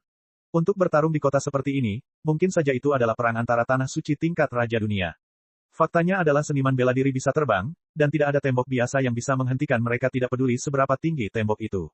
Namun, tembok kota ini membentuk penghalang energi besar-besaran di langit yang menutupi seluruh langit kota, jumlah batu matahari ungu yang dikonsumsi setiap tahun bisa dibayangkan. Di balik lapisan penghalang energi tersebut, terdapat banyak binatang suci, perahu roh raksasa, serta tembakan roh yang terbang kemana-mana. Binatang suci dan wadah roh ini harus turun saat mereka mendekati kota Kekaisaran Abadi dan seniman bela diri yang mengendarainya harus berjalan ke dalam kota. Di gerbang depan kota ini, ada satu skuadron penjaga berbaju besi emas. Semua penjaga ini berada di alam transformasi ilahi, dan ada kereta perang dewa di samping mereka. Kereta perang ilahi ini dibuat oleh pemurni Grandmaster. Selama seseorang menempatkan cukup banyak batu matahari ungu di dalamnya, mereka akan mampu menampilkan kekuatan penghancur yang luar biasa. Kota Kekaisaran Abadi, disinilah buku panduan tiran surgawi dan beberapa harta karun lainnya disembunyikan. Lin Ming datang ke sini kali ini bersama Mo Eversnow untuk mengambil Slip Gyoke Celestial Tyrant Manual serta kekayaan tersembunyi lainnya. Dia berpikir bahwa harta karun ini harus dikuburkan di pegunungan atau bukit yang liar dan tandus, atau mungkin bahkan di suatu tempat di alam mistik yang berbeda di mana harta karun tersebut akan dilindungi di bawah perlindungan berbagai formasi susunan. Tapi, dia tidak pernah membayangkan mereka disembunyikan di kota terbesar dan paling makmur di dunia bela diri sejati. Lin Ming menganggap ini aneh. Bagaimana mungkin ada harta karun yang tersembunyi di tempat seperti itu? Benar, mereka disembunyikan di sini. Situasi di masa lalu sangatlah rumit. Beberapa harta karun disimpan di area berbeda. Aku menyimpannya sebagian, adik perempuanku mengambilnya, dan bahkan bibiku pun mengambil sebagiannya. Dan sebagian juga tersisa di Bank Starbin Kota Kekaisaran Abadi. Kekuatan yang ada di balik Starbin Bank adalah tanah suci bela diri sejati. Tanah suci bela diri sejati persis seperti yang Anda pikirkan, ini adalah tanah suci teratas di dunia bela diri sejati. Itu juga merupakan tanah suci yang didirikan oleh Raja Dunia Agung dari dunia bela diri sejati. Hanya tanah suci seperti itu yang berani menggunakan nama dunia besar untuk dirinya sendiri. Starbin Bank adalah tempat yang sangat aman untuk menyimpan harta karun. Ada banyak tetua tertinggi alam ilahi yang memilih untuk menempatkan harta mereka di sini, dan ini menyebabkan Starbin Bank memiliki reputasi yang sangat baik. Mereka tidak akan mencuri harta tamu mereka secara pribadi. Tentu saja, ini berdasarkan premis bahwa tidak ada harta karun yang disimpan yang akan menyebabkan Raja Dunia Agung menjadi gila terhadapnya. Saat Mo Eversnow menjelaskan hal ini, Lin Ming tiba-tiba menjadi sadar. Bank yang didukung oleh Raja Besar Dunia benar-benar merupakan tempat yang aman untuk menyimpan harta karun. Satu-satunya pengecualian adalah jika tanah suci bela diri sejati dimusnahkan, jika tidak, barang-barang yang disimpan di Bank Starbin akan aman. Maksudmu Slip Gyoke dan kekayaan telah disimpan di sini selama 50.000 tahun. Lin Ming merasa ini sulit untuk dipikirkan. Dia hanya hidup selama total 30 tahun. Namun bagi pembangkit tenaga listrik tingkat Raja Dunia, 50.000 tahun bukanlah apa-apa. Ya, 50.000 tahun. Saya tidak pernah berpikir bahwa alam ilahi akan memiliki metode seperti itu untuk menyimpan harta karun. Bang, tidak jauh berbeda dengan yang dilakukan di dunia fana. Tentu saja, kota Kekaisaran Abadi ini tidak hanya memiliki bank, mereka juga memiliki pegadaian, rumah, dan segala jenis bisnis lain yang menjual harta karun yang tak terhitung jumlahnya. Ada artefak suci dan bahkan artefak roh yang dijual. Bahkan ada paviliun pil yang menjual pil tingkat bumi dan pil tingkat surga, namun hal-hal semacam ini hanya dapat diimpikan, terlalu sulit untuk dibeli. Saya bahkan mendengar bahwa di masa lalu, ada pil dewa transenden yang dilelang di kota Kekaisaran Abadi. Pelelangan itu mengumpulkan lebih dari 100 pembangkit tenaga listrik tingkat raja dunia dari alam ilahi serta para penguasa tanah suci yang tak terhitung jumlahnya. Bahkan dikatakan ada 20 raja besar dunia di antara mereka. Akhirnya, pil ilahi yang transenden ini dibeli oleh Raja Dunia Agung, tetapi harga yang dia bayarkan dirahasiakan sehingga tidak ada yang mengetahuinya. Apa? Lin Ming tercengang. Pil ilahi yang transenden adalah sesuatu yang memiliki peringkat yang sama dengan kekuatan ilahi yang transenden. Karena pil-pil ini adalah harta sekali pakai, pil-pil ini tidak seberharga batu giok yang memiliki kekuatan ilahi yang transenden. Tapi, ini adalah pil yang berpotensi menyelamatkan nyawa Raja Dunia Agung, jadi itu adalah harta yang benar-benar tak ternilai harganya. Bahkan pil dewa transenden pun terjual. Itu adalah sesuatu yang perlu disempurnakan oleh seorang Empyrean. Tidak, ada banyak orang Empir yang tidak mempraktikkan alkimia. Sebaliknya, ada beberapa raja besar dunia puncak yang memiliki pencapaian luar biasa dalam alkimia sehingga memiliki kemampuan untuk memurnikan pil dewa yang transenden. True Martial Great World adalah pusat perdagangan paling ramai dari 3.000 dunia besar di alam ilahi. Ada sejumlah besar seniman bela diri dari seluruh alam ilahi yang datang ke sini untuk menjual dan memperdagangkan barang-barang mereka, dan ini termasuk bahkan raja-raja besar dunia. Saat keduanya berbicara, mereka tiba di gerbang kota Kekaisaran Immemorial. Kedua gerbang kota itu tingginya ribuan kaki, dan aura yang mereka pancarkan sangat megah dan menjulang tinggi. Ada arus besar orang yang masuk melalui gerbang. Sejumlah besar dari mereka berada di alam laut ilahi, alam transformasi ilahi, dan bahkan alam dewa ilahi. Ini adalah kota seniman bela diri. Lin Ming sedikit terkejut. Dia tidak merasa aneh bahwa ada begitu banyak pembangkit tenaga listrik di sini, tetapi ketika dia masuk, dia menemukan bahwa ada banyak anak muda. Terlebih lagi, masing-masing dari mereka memiliki dasar yang kuat dan bakat yang luar biasa. Orang-orang ini setidaknya adalah murid langsung dari tanah suci biasa. Namun ada begitu banyak dari mereka di sini. Apakah ini murid-murid dari tanah suci bela diri sejati? Lin Ming tidak terlalu memikirkan hal ini karena dia membayar biaya untuk masuk. Di kota Kekaisaran Abadi, seseorang harus membayar 10.000 batu matahari ungu untuk masuk jika mereka tidak memiliki tempat tinggal permanen di dalamnya. Kekayaan semacam ini akan menyebabkan sebagian besar seniman bela diri alam laut ilahi menyusut ketakutan dan tidak berani mendekati kota ini. Harus diketahui bahwa di masa lalu, ketika Lin Ming berada di Phoenix Cry Palace dan memasuki Pavilion Sein Artifak untuk memilih harta karun, dia mampu melakukannya dengan membayar setara dengan beberapa ribu batu matahari ungu. Dan, ini adalah jumlah kekayaan yang harus ditabung dengan rajin oleh banyak murid penghancur kehidupan dan laut ilahi. Tentu saja, kekayaan ini hanya gerimis bagi Lin Ming. Belum lagi harta karun yang ditinggalkan Mo Eversnow di Bank Starbin, namun kekayaan yang diperolehnya setelah membunuh murid jenius Gunung Splinter Soul dan klan tulang gaib mencapai total 150 miliar batu matahari ungu. Kekayaan semacam ini terdiri dari batu matahari ungu, kristal matahari ungu, dan bahan lainnya. Mo Riverbliss telah membantu Lin Ming mengubah semua ini menjadi kristal matahari ungu menggunakan koneksinya. Sekarang, Lin Ming saat ini sangat kaya. Starbin Bank ada di sini. Lin Ming berhenti di depan sebuah bangunan megah. Di atas gedung ini ada papan nama bertuliskan, Starbin Bank, yang ditulis dengan karakter besar berwarna merah kemasan. Masing-masing kata ini mengandung sedikit fluktuasi hukum logam. Saat masuk ke Starbin Bank, seseorang akan masuk ke ruang yang berbeda. Ruang di dalamnya puluhan kali lebih besar dari bagian luarnya dan seseorang bahkan bisa terbang. Ini juga merupakan hal yang masuk akal. Bagaimanapun juga, kota Kekaisaran Abadi adalah markas dari dua tanah suci tingkat Raja Dunia. Selain itu, ada juga banyak tanah suci tingkat puncak dan atas yang telah mendirikan basis di sini. Hal ini menyebabkan kota Kekaisaran Immemorial memiliki harga properti yang sangat tinggi. Oleh karena itu, ada banyak bangunan di sini yang memiliki dimensi kecilnya sendiri yang dibangun di dalamnya untuk memperluas bangunan dan memanfaatkan ruang yang terbatas. Begitu Lin Ming memasuki Starbin Bank, dia melihat sekelompok seniman bela diri muda. Orang-orang ini memiliki budidaya laut ilahi pertengahan dan akhir dan mereka tampaknya berusia sekitar 30-40 tahun. Mereka semua bersemangat dan bersemangat. Dan di belakang mereka ada beberapa lelaki tua yang bertindak sebagai pengurus. Orang-orang tua ini masing-masing berada di alam mendiang dewa ilahi. Pembangkit tenaga listrik seperti itu bisa menjadi penatua agung di Carefree Palace. Namun mengikuti di belakang para pemuda ini, mereka hanyalah pelayan. Begitu banyak karakter yang luar biasa. Saya telah berjalan sejauh ini namun saya telah bertemu dengan banyak orang jenius. Kota Kekaisaran Abadi ini benar-benar hidup. Bab 1136, mengambil harta karun. Saat Lin Ming memasuki aula besar Starbin Bank, beberapa seniman bela diri muda memperhatikannya. Orang itu, apakah kamu melihatnya? Seorang pemuda berkata dengan transmisi suara esensi sejati. Auranya tidak buruk. Perasaan semacam ini seharusnya datang dari seorang jenius yang dibesarkan secara khusus dari sekte besar atau keluarga bangsawan. Seorang pemuda berpakaian putih dengan santai berkata sambil mengayunkan kipas saat dia melakukannya. Dia memperhatikan Lin Ming memiliki budidaya penghancuran kehidupan tahap ke-9 dan dia juga salah satu yang luar biasa di antara mereka. Orang seperti itu kemungkinan besar berasal dari sekte atau keluarga terkenal. Dia masuk. Kuil bagian dalam Star Bin Bang hanya untuk tamu bintang 3 untuk menyimpan dan menarik kristal matahari ungu. Pemuda itu pasti berasal dari pengaruh yang luar biasa. Haha, sungai muda terlalu rendah hati. Selain beberapa pengaruh besar, tidak banyak pengaruh lain yang dapat dibandingkan dengan keluarga sungai Anda. Sedangkan untuk tamu bintang 3, yang River sudah lama menjadi satu. Orang-orang ini tertawa riang ketika mereka berbicara. Meskipun mereka berbicara dengan transmisi suara esensi sejati, mereka tidak menyembunyikan mata dan ekspresi mereka. Lin Ming secara alami memperhatikan bahwa mereka sedang membicarakannya. Setelah Lin Ming memasuki Star Bin Bang, dia dengan sengaja memancarkan aura pembangkit tenaga listrik. Kota Kekaisaran Abadi ini adalah tempat di mana setiap orang adalah naga yang sedang naik daun. Jika dia memamerkan sebagian kekuatan dan latar belakangnya maka dia akan dapat menghindari beberapa masalah yang tidak perlu dan memperlancar segalanya. Misalnya, kuil bagian dalam Star Bin Bang adalah salah satu contohnya. Jika orang berpenampilan biasa ingin masuk, mereka akan segera diblokir sampai mereka dapat menunjukkan bukti sumber keuangan atau catatan rekening mereka. Kalau tidak, mereka tidak akan bisa masuk. Namun, mereka yang tampak seperti jenius muda yang sangat berbakat akan bisa langsung masuk tanpa hambatan. Tuan muda, apakah Anda ingin menggunakan rune bela diri Anda yang sebenarnya untuk menarik simpanan matahari ungu atau pil matahari merah? Atau mungkin Anda datang untuk mengelola properti yang Anda miliki di sini? Saat Lin Ming memasuki Star Bin Bang, seorang wanita muda cantik keluar untuk menyambutnya. Dia mengenakan seragam Star Bin Bang dan memancarkan rasa yang sangat hangat dan sensual. Di alam ilahi, ada beberapa jenis sumber daya umum yang digunakan sebagai uang. Dua jenis yang paling umum adalah batu dan pil matahari ungu.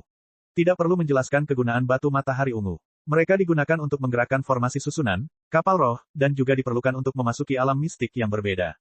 Adapun pil, itu penting untuk membesarkan murid sekte besar. Pil matahari merah adalah jenis pil yang sangat umum. Nilainya setara dengan kristal matahari ungu, yang setara dengan 10.000 batu matahari ungu.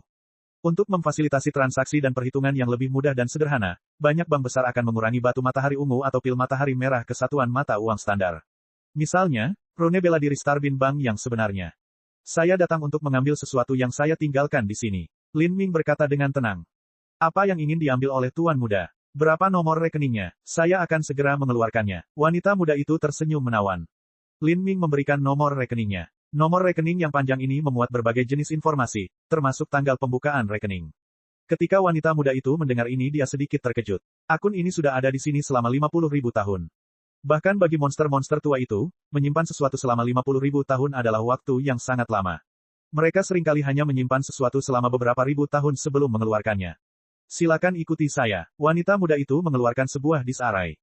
Setelah mengutak-atik beberapa rune pada disk-array, itu memancarkan cahaya cemerlang yang menyelimuti wanita itu dan Lin Ming, membawa keduanya ke dimensi minor yang terpisah.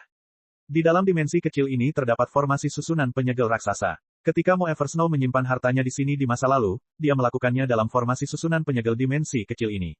Formasi penyegelan Star Bin Bang dibuat oleh tokoh dikdaya tingkat Raja Dunia. Bahkan jika seorang seniman bela diri tingkat Dewa Suci datang ke dimensi kecil ini, dia tetap tidak akan mampu membukanya. Silakan masukkan kata sandi rune. Wanita muda itu menunjuk ke arah cakram susunan di atas formasi susunan penyegelan. Ada berbagai macam simbol dan garis kompleks yang dilacak pada disk-array. Hanya dalam rune saja, ada ribuan, dan satu kata sandi bisa terdiri dari 20 baris simbol rune. Jadi, kemungkinan kombinasinya hampir tak terbatas. Jika seseorang tidak mengetahui kata sandi yang benar, maka mustahil untuk membukanya. Lin Ming memilih 22 simbol rune sesuai dengan kata sandi yang diberitahukan Mo Eversnow kepadanya dan kemudian menyelaraskannya dalam urutan tertentu. Setelah itu, ada suara klik ringan saat cincin spasial yang tampak umum ditembakkan, jatuh ke tangan Lin Ming. Ini adalah kekayaan yang pernah disimpan Mo Eversnow di Star Bin Bang di masa lalu. Saat Lin Ming menyapu akal sehatnya melalui cincin spasial, slip giok merah darah segera memasuki pandangannya. Slip giok ini sangat istimewa. Meskipun disebut slip giok, itu tidak diukir dari batu giok merah jenis apapun.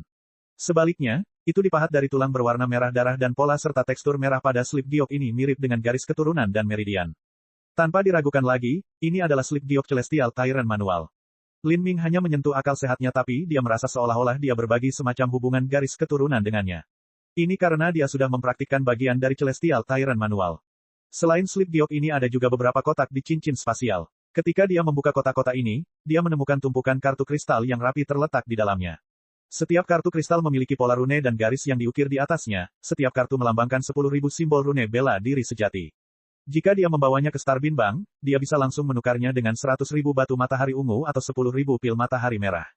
Lin Ming secara kasar memperkirakan ada sekitar 3600-3700 kartu ini secara total, yang setara dengan 360-370 miliar batu matahari ungu. Selain kekayaan yang diperolehnya sebelumnya, total kekayaan Lin Ming telah mencapai 500 miliar batu matahari ungu.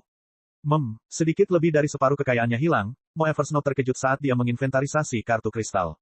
Dia sepertinya mengingat sesuatu dan menghela nafas panjang. Seharusnya Little Moon lah yang mengambil separuh kekayaannya. Hanya dia yang tahu kata sandi untuk melewati formasi susunan penyegelan. Tapi kenapa dia terburu-buru menggunakan kekayaan ini? Apakah karena dia perlu membuat terobosan dalam batasannya? Mo Eversnow merasa sulit untuk tetap tenang. Tidak peduli kapanpun, dia selalu mengkhawatirkan adik perempuannya. Jika dia tidak dapat menemukannya maka dia akan selalu merasakan sedikit kekosongan di hatinya. Selain bibinya, adik perempuannya adalah satu-satunya keluarga Mo Eversnow yang tersisa. Aku ingin tahu di mana dia berada atau apa yang dia lakukan saat ini. Lin Ming berkata, Nona Mo, Anda tidak perlu khawatir. Meskipun alam ilahi sangat luas, jika saatnya tiba ketika kita dapat membangun kembali Tanah Suci Bulu Hijau dan bahkan membunuh Tian Mingzi, maka nama Tanah Suci Bulu Hijau baru kita akan terngiang-ngiang di alam ilahi. Saya yakin adik perempuan Nona Mo secara alami akan datang mencari kita. Kuharap begitu. Mo Eversnow mengangguk. Dia tidak tahu kenapa, tapi dia tidak bisa menghilangkan sedikit kegelisahan di hatinya. Lin Ming, ambil semuanya. Sejak kami tiba di kota Kekaisaran Abadi, kami akan mulai membuat persiapan terakhir bagi Anda untuk menyerang alam Laut Ilahi. Jika memungkinkan, sebelum Anda mencapai Laut Ilahi, saya ingin Anda membuka gerbang lain, gerbang kehidupan. Setelah Anda melangkah ke Laut Ilahi, Anda dapat mencoba membuka gerbang kematian. Dan setelah itu adalah 9 bintang Istana Dao. Jika Anda benar-benar berhasil menerobos ke dalam 9 bintang Istana Dao, Anda akan menciptakan keajaiban. Buka gerbang lain sebelum Laut Ilahi. Lin Ming terkejut. Menurut Celestial Tyrant Manual, bahkan di zaman kuno ketika hukum alam ilahi belum berubah dan pengembangan tubuh dan energi ganda masih dapat dilakukan oleh banyak orang, keinginan untuk membuka gerbang ketujuh sebelum Laut Ilahi masih belum bisa dilakukan mudah. Awalnya itu tidak mungkin. Namun, ketika Anda melewati kesengsaraan surgawi 9 kali, Anda meminjam kekuatan kesengsaraan surgawi untuk menembus ambang hidup dan mati. Ada juga manik hitam misterius yang meregenerasi dan meningkatkan tubuhmu serta sejumlah besar kekuatan peninggalan tulang naga yang masih tersisa di dalam dirimu. Inilah yang membuat saya percaya bahwa Anda dapat mencoba menerobos gerbang kehidupan. Bagi sebagian besar seniman bela diri, 9 musim dianggap sebagai batas terpenting yang harus mereka lewati. Ini karena proses 9 musim menanam benih dunia di tubuh Anda. Kualitas benih ini akan sangat berperan dalam menentukan pencapaian Anda di masa depan. Meski baru berupa benih dan sudah ditanam, namun cara menanamnya sangatlah penting. Jika Anda dapat lebih memperkuat fondasi Anda sebelum mencapai Laut Ilahi, maka setelah benih dunia Anda bertunas dan membentuk dunia batin dunia Anda akan jauh lebih besar, lebih kuat, dan lebih tangguh daripada dunia seniman bela diri biasa. Nona Mo berencana untuk menyempurnakan pil keabadian esoterik. Lin Ming teringat rencana awal Mo Eversnow. Dalam Celestial Tyrant Manual tercatat ada 2 jenis pil yang dibutuhkan dalam metode membuka gerbang kehidupan dan gerbang kematian. Untuk menyerang gerbang kehidupan, seseorang membutuhkan pil keabadian esoterik. Untuk menyerang gerbang kematian, seseorang membutuhkan pil kematian esoterik. Teknik untuk memurnikan pil dicatat dalam Celestial Tyrant Manual. Tapi, terlepas dari apakah itu pil keabadian esoterik atau pil kematian esoterik, keduanya bukanlah pil yang bisa ditahan oleh seniman bela diri penghancur kehidupan. Tentu saja, Lin Ming unik dalam hal itu. Tubuhnya terus-menerus ditempa melalui kesengsaraan surgawi dan dia juga telah diubah oleh manik hitam dan peninggalan tulang naga. Ketangguhan tubuhnya telah mencapai batas yang sulit dipercaya. Meskipun dia masih jauh dari sebanding dengan Dewa Binatang, menyapu bersih binatang buas kuno secara acak bukanlah masalah. Saat Lin Ming dan Mo Eversnow berbicara, mereka bertemu dengan para elit heroik muda yang telah memasuki Star Bin Bang. Orang-orang tua yang mengikuti di belakang mereka adalah pelayan kerajaan Dewa Ilahi, yang secara khusus dikirim untuk mengawasi mereka. Seorang pemuda yang melambaikan kipas tersenyum pada Lin Ming. Sobat, bolehkah aku mengetahui namamu? Dari pengaruh apa Anda berasal, dan dari keluarga mana Anda berasal? Akankah aku, River Feather, mengenalmu? Pemuda bernama River Feather ini dapat melihat bahwa status Lin Ming sangat misterius. Bakat dan kekayaannya jauh melebihi pemuda jenius lainnya, sehingga River Feather ingin berteman dengannya. Bagi seorang murid dari keluarga terhormat, mengembangkan kekuatan sendiri sangatlah penting. Ini karena melibatkan pertarungan suksesi di masa depan untuk menjadi kepala keluarga. Memiliki teman lain di sisi Anda akan selalu lebih baik. Lin Ming awalnya ingin menolak niat baik River Feather, tapi dia berubah pikiran setelah memikirkannya lagi. Dia baru saja tiba di kota Kekaisaran Abadi dan tidak mengenal orang-orang dan lokasi di sini. Tidak akan mudah jika dia ingin membeli bahan-bahan yang diperlukan untuk menyempurnakan pil keabadian esoterik. Jika dia berkenalan dengan seorang murid dari keluarga terhormat, ada banyak hal yang akan menjadi lebih mudah. Jadi, Lin Ming menangkupkan tinjunya di dada dan berkata, "Namaku Lin Ming." Lin Ming, River Feather dengan cepat memikirkan sebuah asosiasi, tetapi tidak dapat mengingat keluarga terhormat manapun di kota kekaisaran Immemorial yang menggunakan nama keluarga Lin. Tampaknya Lin Ming ini kemungkinan berasal dari keluarga terhormat yang jauh dan datang ke kota kekaisaran abadi untuk berpetualang. Saat keduanya bertukar kata, mereka akhirnya menyentuh topik asal-usul Lin Ming. Lin Ming menolak menjawab, hanya berbicara dengan nada yang mengerikan. River Feather dapat melihat bahwa Lin Ming tidak ingin mengungkapkan terlalu banyak informasi tentang statusnya sendiri, jadi dia tidak bertanya. Sebaliknya, dia dengan lugas dan penuh semangat berbicara tentang keluarganya sendiri, keluarga Sungai Kota Kekaisaran Abadi. Keluarga River adalah keluarga super yang telah ada selama jutaan tahun. Jika mereka dihitung sebagai sekte, mereka akan dianggap sebagai puncak tanah suci. Keluarga mereka memiliki puncak kekuatan Holy Lord yang mengambil alih komando, dan kekuatan mereka bukanlah sesuatu yang bisa dibandingkan dengan sekte seperti Carefree Island. Sebagai klan keluarga super yang markas utamanya berlokasi di True Martial Great World, keluarga Sungai secara alami memiliki banyak saluran untuk melakukan bisnis. Hal ini membuat Lin Ming cukup tertarik. Dia langsung ke pokok persoalan dan berkata, jadi itu adalah tuan muda keluarga Sungai. Saya kebetulan memiliki daftar bahan yang ingin saya beli di kota kekaisaran Immemorial. Saudara River, apakah menurut Anda dapat membantu saya dalam hal ini? Bab 1137, Pameran Perdagangan Swasta. Oh, bahan seperti apa? Tuan Lin, Anda telah menemukan orang yang tepat. Keluarga Sungai saya memiliki lebih dari 100 toko di kota kekaisaran abadi. Jika ada bahan-bahan ini maka saya dapat membantu membelinya untuk Anda dan juga memberi Anda diskon 10%. Saat River Feather berbicara, Lin Ming sangat terkejut. Dia mengulangi materi yang menurut Mo Eversnow diperlukan untuk menyempurnakan pil keabadian esoterik. Celestial Tyrant Manual awalnya merupakan formula hukum transformasi tubuh yang ditemukan bersama dengan Magic Cube. Tidak ada yang mengetahuinya, jadi tidak ada masalah dalam membagikan daftar materi ini.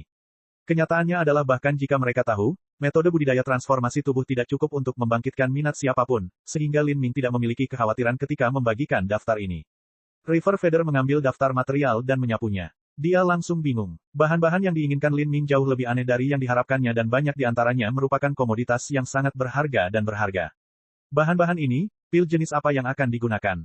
River Feather memiliki pemahaman yang sangat mendalam terhadap alkimia dan juga akrab dengan sifat-sifat semua jenis bahan yang diperlukan untuk memurnikan pil. Bahkan jika dia tidak familiar dengan pil, dia masih bisa memperkirakan kegunaannya dari daftar bahan. Tapi sekarang ketika dia melihat daftar bahan pil yang aneh dan aneh ini, dia menjadi bingung. Pil macam apa yang digunakan untuk ini? Awalnya, dia berpikir untuk berspekulasi tentang jenis metode budidaya apa yang dilatih Lin Ming dari daftar materi ini, atau setidaknya secara kasar menebak asal-usulnya. Namun kini, semua itu semakin menimbulkan kebingungan. Bahan yang ingin ditemukan Sir Lin, tidak umum digunakan. Untuk mencari semua ini, diperlukan sedikit waktu. Secara khusus, ada beberapa hal seperti embrio batu matahari ungu yang bahkan harus saya akui belum pernah saya pelajari atau dengar. Celestial Tyrant Manual adalah sebuah manual kuno dari ribuan tahun yang lalu. Bahan-bahan yang tercatat di dalamnya mungkin memiliki nama yang sangat berbeda di alam ilahi saat ini. Jika bukan karena Mo Eversnow yang telah meneliti banyak teks kuno di masa lalu untuk menyempurnakan pil keabadian esoterik, mustahil mengumpulkan bahan-bahan ini. Bahkan sekarang, masih ada beberapa hal yang terlalu aneh sampai-sampai River Feather belum pernah mendengarnya. Lin Ming berkata, begitulah sebutan materi di duniaku yang hebat, tapi mungkin sedikit berbeda di duniamu. Ada beberapa jenis kayu roh dan batu dewa yang dapat menyerap esensi dunia selama bertahun-tahun tanpa akhir dan memiliki peluang kecil untuk membiakkan embrio roh. Embrio roh semacam ini dibiarkan melalui berbagai macam kebetulan yang berkumpul bersama. Misalnya, ia mungkin harus disambar petir atau bahkan menahan baptisan dari kuasa kesengsaraan surgawi, dan mengalami banyak hal lain di luar itu sebelum ia dilahirkan. Adapun embrio batu matahari ungu ini adalah embrio batu yang dibiarkan di dalam batu matahari ungu. Ini adalah bahan yang sangat langka. Seperti yang dijelaskan Lin Ming, beberapa pemuda di sekitar River Feather saling memandang dengan cemas. Mereka telah mendengar tentang beberapa batu dewa dan hutan roh yang membiarkan embrio roh sebelumnya. Dan, begitu embrio roh semacam ini ditemukan, seringkali embrio tersebut dibawa pergi oleh para ahli untuk digunakan dalam pembuatan avatar atau boneka. Adapun embrio batu yang dibiarkan di dalam batu matahari ungu, itulah pertama kalinya mereka mendengar hal seperti itu. River Feather berkata, Saudara Lin, mencari benda-benda ini tidaklah mudah. Dan banyak dari bahan-bahan ini tidak murah. Lin Ming berkata, jika mereka dapat ditemukan maka itu yang terbaik, tapi tidak masalah jika mereka juga tidak dapat ditemukan. Menurut Mo Eversnow, alangkah baiknya jika Lin Ming bisa membuka gerbang kehidupan sebelum memasuki Laut Ilahi. Tapi, tidak masalah jika dia tidak melakukannya. Dia akan bisa mengumpulkan bahan-bahan untuk pil keabadian esoterik cepat atau lambat sehingga tidak perlu terburu-buru untuk hari itu. River Feather berkata, bagaimana dengan ini? Saudara Lin, saya dapat membantu Anda menemukan sebagian besar materi yang Anda daftarkan. Namun untuk embrio batu matahari ungu ini, akan diadakan pameran dagang swasta beberapa hari lagi. Pameran dagang ini memiliki berbagai macam harta karun aneh yang akan dijual. Jika saudara Lin ikut dengan saya maka mungkin Anda bisa mendapatkan hasil panen besar. Kalau begitu aku harus berterima kasih. Lin Ming berpikir sejenak sebelum menyetujui. Orang-orang ini jelas merupakan tuan muda dari keluarga bangsawan, tapi selain mengungkapkan sedikit bakatnya, dia tetap bersikap rendah hati. Bahkan wanita muda dari Starbin Bank pun tidak tahu bahwa dia sekarang memiliki kekayaan 500 miliar batu matahari ungu. Dalam hal ini, Lin Ming tidak percaya bahwa River Feather dan yang lainnya akan membidiknya. Setelah meninggalkan tanda transmisi suaranya, Lin Ming mengucapkan selamat tinggal pada River Feather dan meninggalkan Starbin Bank. Kota Kekaisaran Abadi benar-benar merupakan negeri dengan tuan yang tak terhitung jumlahnya. Hanya dengan berjalan menyusuri jalan, seseorang dapat melihat laut ilahi, transformasi ilahi, dan bahkan pusat kekuatan penguasa ilahi di mana-mana. Terlebih lagi, masing-masing dari orang-orang ini memiliki latar belakang yang lebih unggul dari seniman bela diri lain yang berada di batas yang sama. Ini juga masuk akal. Jika memasuki kota ini saja memerlukan 10.000 batu matahari ungu, maka mustahil bagi seniman bela diri dengan tingkat budidaya rendah dengan fondasi yang buruk untuk melewati gerbang kota. Mereka yang mampu berjalan-jalan di kota Kekaisaran Immemorial adalah para master atau jenius yang hebat, dengan yang terburuk di antara mereka adalah junior muda kaya dari keluarga terpandang. Lin Ming menemukan penginapan untuk menginap, juga berniat memperoleh beberapa informasi tentang River Feather. Keluarga sungai adalah keluarga yang telah ada selama puluhan juta tahun di kota Kekaisaran Abadi, sangat mudah untuk menemukan informasi tentangnya. Kepala keluarga mereka adalah pembangkit tenaga listrik tingkat Dewa Suci, mereka adalah keluarga Tanah Suci yang unggul. Mereka jauh dari bisa dibandingkan dengan klan Phoenix kuno. Lin Ming dengan cepat mengevaluasi keluarga sungai. Tampaknya River Feather membesar-besarkan pencapaian keluarganya saat memperkenalkan dirinya. Sepertinya River Feather mencoba memenangkan hatimu, jadi dia menunjukkan niat baik kepadamu atas inisiatifnya sendiri. Persaingan antara junior dari keluarga-keluarga ini bisa sangat ketat, kata Mo Eversnow dengan transmisi suara esensi sejati. Baguslah kalau dia punya motif seperti ini. Jika saya tidak dapat melihat motifnya maka saya harus waspada terhadapnya. Lin Ming dengan santai menjawab, tidak memikirkannya lebih jauh. Dia duduk di kamarnya dan mulai bermeditasi.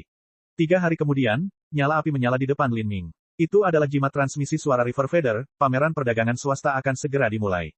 Menurut River Feather, pameran perdagangan swasta dihadiri oleh para pemuda berstatus tinggi, dan orang yang mengelola pameran perdagangan tersebut adalah pengaruh bawah tanah dari kota Kekaisaran Immemorial.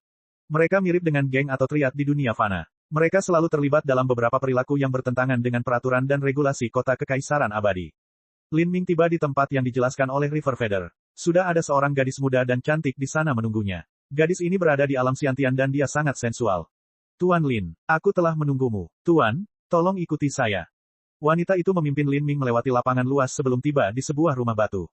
Ketika mereka memasuki rumah dan pergi ke ruang bawah tanah, mereka menemukan sebuah pintu tertutup lukisan yang dilapisi dengan rune. Wanita itu berjalan ke pintu dan mulai menyentuh rune, menyebabkannya bersinar dengan cahaya putih terang. Gadis itu melambai pada Lin Ming. Lin Ming bisa melihat bahwa yang tersegel di balik pintu ini adalah dimensi kecil. Lin Ming membangkitkan kesadarannya, tetap waspada terhadap lingkungannya. Dia berjalan masuk dengan hati-hati. Setelah dia lewat, pintu batu di belakangnya tertutup. Lin Ming tiba di aula luas yang memiliki meja batu bundar besar di tengahnya. Saat ini, sudah banyak orang yang duduk mengelilingi meja batu ini. Lin Ming melihat River Feather dan beberapa temannya duduk di meja batu. Tidak hanya itu, ada juga beberapa pemuda lainnya yang memiliki budidaya laut ilahi. Seperti yang dikatakan River Feather, mereka adalah individu luar biasa di generasinya. Saudara Lin, sebelah sini. River Feather tersenyum pada Lin Ming sebagai salam dan Lin Ming mengangguk sebagai balasannya. Setelah Lin Ming duduk, sekelompok gadis alam Xiantian masuk, menyiapkan makanan ringan dan teh untuk semua orang. Gadis-gadis ini mengenakan pakaian yang sangat longgar dan jarang, memperlihatkan semua bagian tubuh terlarang. Beberapa gadis muda, setelah menyiapkan minuman, hendak pergi ketika mereka tiba-tiba ditangkap dan dipeluk oleh beberapa tamu. Meski gadis-gadis ini terkejut, mereka tidak menolak. Mereka mematuhi tamu-tamu itu, membiarkan mereka membelai atau menyentuh mereka sesuai keinginan mereka. Jelas sekali bahwa ini adalah sesuatu yang sering terjadi dalam pameran perdagangan bawah tanah semacam ini. Tamu-tamu itu sering menjadi pelanggan, jadi Lin Ming tidak terkejut dengan hal ini. Ini benar-benar merupakan pengaruh bawah tanah, secara alami mudah bagi seseorang untuk melepaskan sifat primitif dan penuh nafsu mereka di sini. Beberapa pemuda tersebut memiliki energi yang sangat melimpah di tubuh mereka dan kemungkinan besar terlatih dalam semacam metode penanaman ual yang membutuhkan banyak energi yin untuk menetralisir ketidakseimbangan mereka sendiri. Setelah sekelompok gadis muda ini masuk, seorang pria dan wanita segera menyusul. Pria itu berada di alam transformasi ilahi awal. Dia berpakaian hitam dan kulitnya sangat pucat, bahkan tampak agak menyeramkan dan bejat. Dan wanita itu berada di alam laut ilahi. Dia memiliki sosok berdada dengan wajah menawan. Ia mengenakan gaun berwarna merah mengikuti lekuk tubuhnya, dengan belahan panjang yang memperlihatkan paha seputih salju. Faktanya, gaun ini diregangkan dengan sangat ketat hingga seolah-olah akan pecah kapan saja. Kedua orang ini jelas merupakan anggota pengaruh bawah tanah yang menyelenggarakan pameran perdagangan ini. Semua orang sudah menunggu lama. Saat wanita itu berbicara, suaranya sangat jernih dan penuh nafsu, seolah dia terus-menerus mengerang dalam ekstasi. Itu membuat hati seseorang sedikit gatal mendengarkannya. Haha, Nyonya Luo, cepat mulai. Aku sudah menunggu terlalu lama. Kudengar kamu membawa banyak barang bagus kali ini. Seorang pria muda dengan seorang gadis berpelukan di dadanya berkata, tertawa gembira ketika dia melihat wanita bernama Nyonya Luo melangkah maju. Haha, Tuan Muda Sun terlalu tidak sabar. Pameran dagang ini memang memiliki banyak hal bagus, namun peraturannya tetap sama. Selain yang kami jual, jika ada rekan tamu di sini yang memiliki barang yang ingin dijual, Anda juga dapat menukarkannya sesuai keinginan. Sekarang, mari kita mulai. Nyonya Luo bertepuk tangan. Seorang pelayan cantik muncul, memegang sebuah kotak. Nyonya Luo membukanya, memperlihatkan sekelompok benda putih kecil yang tampak seperti tumpukan mutiara. Itu adalah telur serangga. Telur ulat sutera roh Waitejade, ada 20 buah. Jika ada yang ingin membeli ini, mereka dapat menukar harga dengan barang lain, atau bahkan berdagang dengan simbol bela diri yang sebenarnya. Saat Nyonya Luo selesai berbicara, manusia alam transformasi ilahi awal di sampingnya mengeluarkan beberapa benda lain. Lin Ming tidak bisa mengenali harta karun ini sama sekali. Ada pecahan tulang yang tampak mengerikan. Pecahan tulang ini memiliki huruf-huruf aneh yang tertulis di atasnya, tapi apa arti surat-surat ini? Lin Ming bahkan belum pernah melihat bahasa ini sebelumnya. Pecahan tulang ini memancarkan aura tua, itu jelas datangnya dari masa yang sudah lama berlalu. Tampaknya tidak palsu, tapi Lin Ming tidak tahu fungsi atau nilai sebenarnya. Dan di samping pecahan tulang ini ada benda berwarna putih seperti karet. Lin Ming juga tidak menyadari hal ini. Pria itu baru saja mengambil beberapa harta, tapi Lin Ming benar-benar tidak dapat mengenali kegunaan atau nilai keduanya. Hal ini membangkitkan sedikit minat Lin Ming terhadap pameran dagang ini. Memang benar, seperti yang dikatakan River Feather. Ada beberapa hal aneh dan aneh yang muncul di pameran dagang ini. Mungkin dia benar-benar akan mendapatkan hasil panen di sini. Harus diketahui bahwa meskipun pengalaman Lin Ming tidak terlalu bagus, penglihatan dan pengalaman Mo Eversnow luar biasa. Bab 1138, gadis kecil yang memakan kristal matahari ungu. Harta karun yang diambil oleh manusia transformasi ilahi awal segera menarik perhatian semua orang. Keistimewaan pameran dagang yang menarik banyak orang ini adalah harta karunnya yang aneh dan tidak biasa. Sangat menarik. Biarkan saya melihatnya. Seorang pemuda jangkung kurus dengan janggut bercabang mengambil pecahan tulang itu dan menyelidikinya. Pemuda lain mengambil benda karet putih itu dan juga mempelajarinya. Nona Mo, menurut Anda kedua benda itu apa? Lin Ming bertanya pada Mo Eversnow dengan transmisi suara esensi sejati. Mo Eversnow berpikir sejenak dan kemudian berkata, pecahan tulang itu memiliki tulisan di atasnya yang berasal dari era alam ilahi yang sangat kuno. Seharusnya itu adalah bahasa yang pernah digunakan oleh ras Sein, yang sudah ada miliaran tahun, bahkan 10 miliar tahun yang lalu. Pada saat itu, hukum dunia ini belum berubah dan teknik transformasi tubuh cukup umum di dunia seniman bela diri. Pecahan tulang yang tidak lengkap itu seharusnya mirip dengan potongan batu giok, atau lebih tepatnya, lebih baik menyebutnya sebagai potongan tulang. Seharusnya ada beberapa jenis catatan yang terletak di dalamnya. Saat Mo Eversnow berbicara, benda-benda ini diteruskan ke Lin Ming. Lin Ming menyelidikinya sejenak. Seperti yang dikatakan Mo Eversnow, potongan tulang itu memang berisi banyak jenis catatan. Tekstur dan garisnya sangat mistis, Lin Ming tidak bisa memahaminya sama sekali. Nona Mo, bisakah Anda memahami tulisan di dalamnya? Mo Eversnow menjawab, hanya sebagian kecil saja. Di masa lalu ketika saya mempelajari buku panduan tiran surgawi, saya menemukan bahwa buku tersebut menyimpang dari bahasa era alam ilahi kuno. Jadi, saya mereferensikan banyak teks alam ilahi kuno. Lambat laun, saya bisa membacanya sedikit. Slip tulang ini seharusnya mencatat beberapa jenis metode budidaya, tetapi jika Anda benar-benar ingin mengungkap maknanya maka itu akan memerlukan jangka waktu tertentu. Selain potongan tulang, ada juga benda mirip karet itu. Lin Ming melihatnya dan menemukan bahwa itu benar-benar terlihat seperti karet. Hanya ketika dia mencoba mencubitnya sedikit barulah dia menyadari bahwa itu sebenarnya sangat keras dan juga sangat berat. Meskipun benda itu sangat kecil, beratnya mencapai puluhan jin. Mo Eversnow berkata, saya tidak tahu dari mana asalnya, tapi mungkin itu adalah pecahan senjata ajaib atau pecahan cakram arai. Meskipun terdapat beberapa misteri di dalamnya, waktu telah berlalu terlalu lama dan terlalu tidak lengkap untuk berguna atau bernilai. Namun, membelinya sebagai bagian dari koleksi akan sangat menyenangkan. Mo Eversnow secara kasar menebak kedua benda itu, kurang lebih dengan benar. Meskipun yang lain tidak memiliki penglihatan Mo Eversnow, mereka juga menyelidiki benda-benda tersebut dan mampu memperkirakan bahwa benda-benda tersebut adalah semacam pecahan kuno. Peluang untuk memahami sesuatu yang berguna dari harta karun kuno yang terfragmentasi dan tidak lengkap seperti ini kecil kemungkinannya, meskipun mereka tertarik untuk mengumpulkannya. Namun, tuan muda kaya ini bukanlah orang bodoh. Jika harganya terlalu tinggi maka mereka tidak akan membelinya. Tuan Luo, berapa pecahan tulang itu? Pemuda berjanggut bercabang adalah orang pertama yang mengajukan pertanyaan. Dia bersandar dalam posisi yang nyaman, dengan penuh semangat mengusap payudara wanita muda di pelukannya. 3 juta batu matahari ungu. Pria transformasi ilahi yang disebut Tuan Luo tersenyum. Ini bukanlah harga yang aneh. 3 juta batu matahari valet tidak terlalu buruk. Saya bisa membeli ini untuk bermain-main sedikit. Saya akan membayar harganya, kata pemuda berjanggut garpu itu dengan riang, matanya menyapu para seniman bela diri di belakangnya. Mustahil bagi siapapun untuk bersaing dengan pemuda berjanggut garpu ini untuk mendapatkan pecahan tulang yang tidak dapat dipahami oleh siapapun dari mereka. Pemuda itu sendiri berada di tengah laut ilahi dan dia sangat berbakat. Latar belakangnya juga bagus dan dia memegang posisi berstatus tinggi di grup ini. Kurangnya reaksi memuaskan pemuda berjanggut bercabang itu. Saat dia mengira dia sudah mendapatkan kesepakatannya, sebuah suara ketidaksetujuan terdengar, saya akan membayar 3,5 juta batu matahari ungu. Orang ini, bagaimana kalau memberikan pecahan tulang ini kepadaku? Saya cukup tertarik untuk mengoleksi artefak seperti ini. Pemuda itu mengerutkan kening. Sebenarnya, dia juga menemukan bahwa ada beberapa catatan yang terkandung di dalam potongan tulang tersebut dan salah satu tetuanya kebetulan adalah seorang peneliti bahasa kuno. Pemuda ini memiliki harapan bahwa penatua ini dapat menemukan beberapa hal berguna dari pecahan tulang ini. Pemuda itu berbalik dan menyapu budidaya Lin Ming, dengan dingin berkata, maaf, tapi saya tidak terbiasa melewatkan hal-hal yang saya suka. 4,5 juta.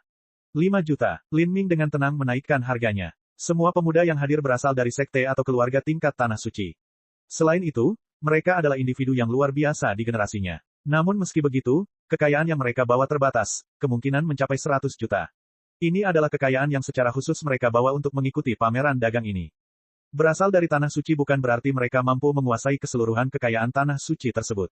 Dibandingkan dengan Lin Ming, kekayaan mereka hanyalah hal sepele. Kekayaan Lin Ming berasal dari harta karun lengkap yang ditemukan oleh Gunung Splinter Soul dan klan tulang gaib di alam mistik Red Desolate, dan itu juga merupakan misi yang harus mereka bayar dengan harga mahal untuk masuk. Selain kekayaan yang ditinggalkan Mo Eversnow di masa lalu, ini adalah sejumlah besar 500 miliar batu matahari ungu. Ketika Pulau Carefree yang kuasi tanah suci telah mengeluarkan 10-20 miliar batu matahari ungu, itu sudah hampir merupakan pertaruhan total dengan sebagian besar sumber daya mereka dipertaruhkan. Adapun 500 miliar batu matahari ungu, itu adalah jumlah yang bahkan sulit dikumpulkan oleh tanah suci peringkat atas. Dan, sebagian besar kekayaan tanah suci berasal dari aset tetap seperti properti yang tidak dapat dengan mudah dikonversi menjadi mata uang. Jika Lin Ming ingin menggulingkan pemuda berjanggut garpu ini dengan kekayaannya, itu akan mudah. Tapi, hal itu justru membuat orang lain penasaran dengan motifnya mendapatkan slit tulang tersebut. Dalam sekejap, harganya naik menjadi 8,5 juta. Warna kulit pemuda menjadi semakin jelek, 8,5 juta bukanlah jumlah kecil dari kekayaan yang dibawanya. Terlebih lagi, harga ini jauh melampaui apa yang secara psikologis bersedia dia bayarkan. Dia bahkan tidak yakin apakah dia bisa belajar sesuatu dari pecahan tulang ini. Dia menarik napas dalam-dalam dan menahan keinginannya untuk menawarkan harga yang lebih tinggi. Wajah memang penting, tapi tetap saja tidak bisa dibandingkan dengan kekayaannya. Bocah ini, lihat latar belakang apa yang dia miliki. Dia berkata kepada salah satu anteknya dengan transmisi suara esensi sejati. Pesuruh itu berkata, orang itu dibawa oleh sungai Tuan Muda, latar belakangnya seharusnya tidak terlalu buruk. Pemuda berjanggut garpu tidak menempatkan budidaya 9 musim gugur Lin Ming di matanya. Apa yang dia khawatirkan adalah latar belakang Lin Ming, inilah yang harus dia waspadai. Jika orang ini bisa begitu saja membuang 8,5 juta batu matahari ungu untuk membeli pecahan tulang yang tidak lengkap, maka itu berarti dia berasal dari latar belakang yang sangat kaya dan mewah. Setelah pembelian Lin Ming, telur ulat sutra roh White Jade itu dibeli oleh seseorang seharga 4 juta batu matahari ungu. Adapun hal lainnya, tidak ada yang mempedulikannya. Dalam pameran perdagangan seperti itu, jumlah tamunya terbatas dan seringkali terdapat banyak benda yang tidak ingin dibeli oleh siapapun. Dengan demikian, mereka akan dikembalikan. Tuan Luo tertawa dan menyimpan harta yang tidak diinginkan siapapun. Bukan masalah besar jika mereka tidak menjualnya. Dan saat ini, Nyonya Luo di sebelahnya dengan sengaja meninggikan suaranya dan berkata dengan nada memesona, itu hanya beberapa gadget kecil. Selanjutnya ada beberapa hal menarik lainnya. Nyonya Luo bertepuk tangan. Dua pria berseragam mendorong 3 gerobak. Gerobak ini ditutupi tirai merah. Nyonya Luo berjalan ke arah itu dan kemudian merobek tirai, memperlihatkan 3 sangkar besi setinggi manusia. Dan, di dalam kandang ini ada 3 orang yang masih hidup. Salah satunya adalah seorang gadis muda berusia 20 tahun, satu lagi adalah seorang gadis kecil berusia 11-12 tahun, dan satu lagi adalah seorang anak laki-laki berusia 7 atau 8 tahun. Saat ketiga orang ini muncul, hampir semua mata tertuju pada tubuh gadis muda itu. Dia memiliki fitur anggun dan lembut serta ekspresi lembut dan berair. Dengan budidaya ranah inti berputar, penampilannya dengan mudah membangkitkan rasa kasihan orang lain. Tubuh Yin yang kacau. Pemuda berjanggut bercabang segera mengenali fisik istimewa gadis muda ini. Nyonya Luo terkekeh, berkata dengan sangat puas, Tuan Muda Sun memiliki mata yang bagus.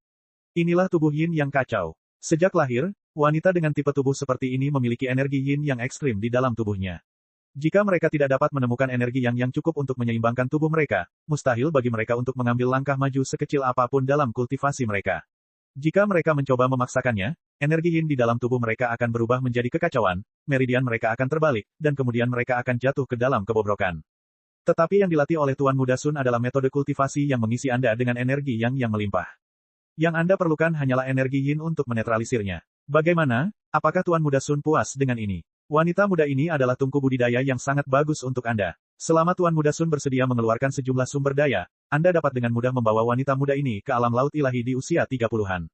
Pada saat itu, dia akan dapat menampilkan efek yang lebih baik lagi untukmu. Kata-kata Nyonya Luo benar-benar menggoda pemuda berjanggut bercabang itu. Apakah ada masalah dengan latar belakangnya? Fisik istimewa semacam ini hadir dengan tingkat bakat kultivasi yang sangat tinggi.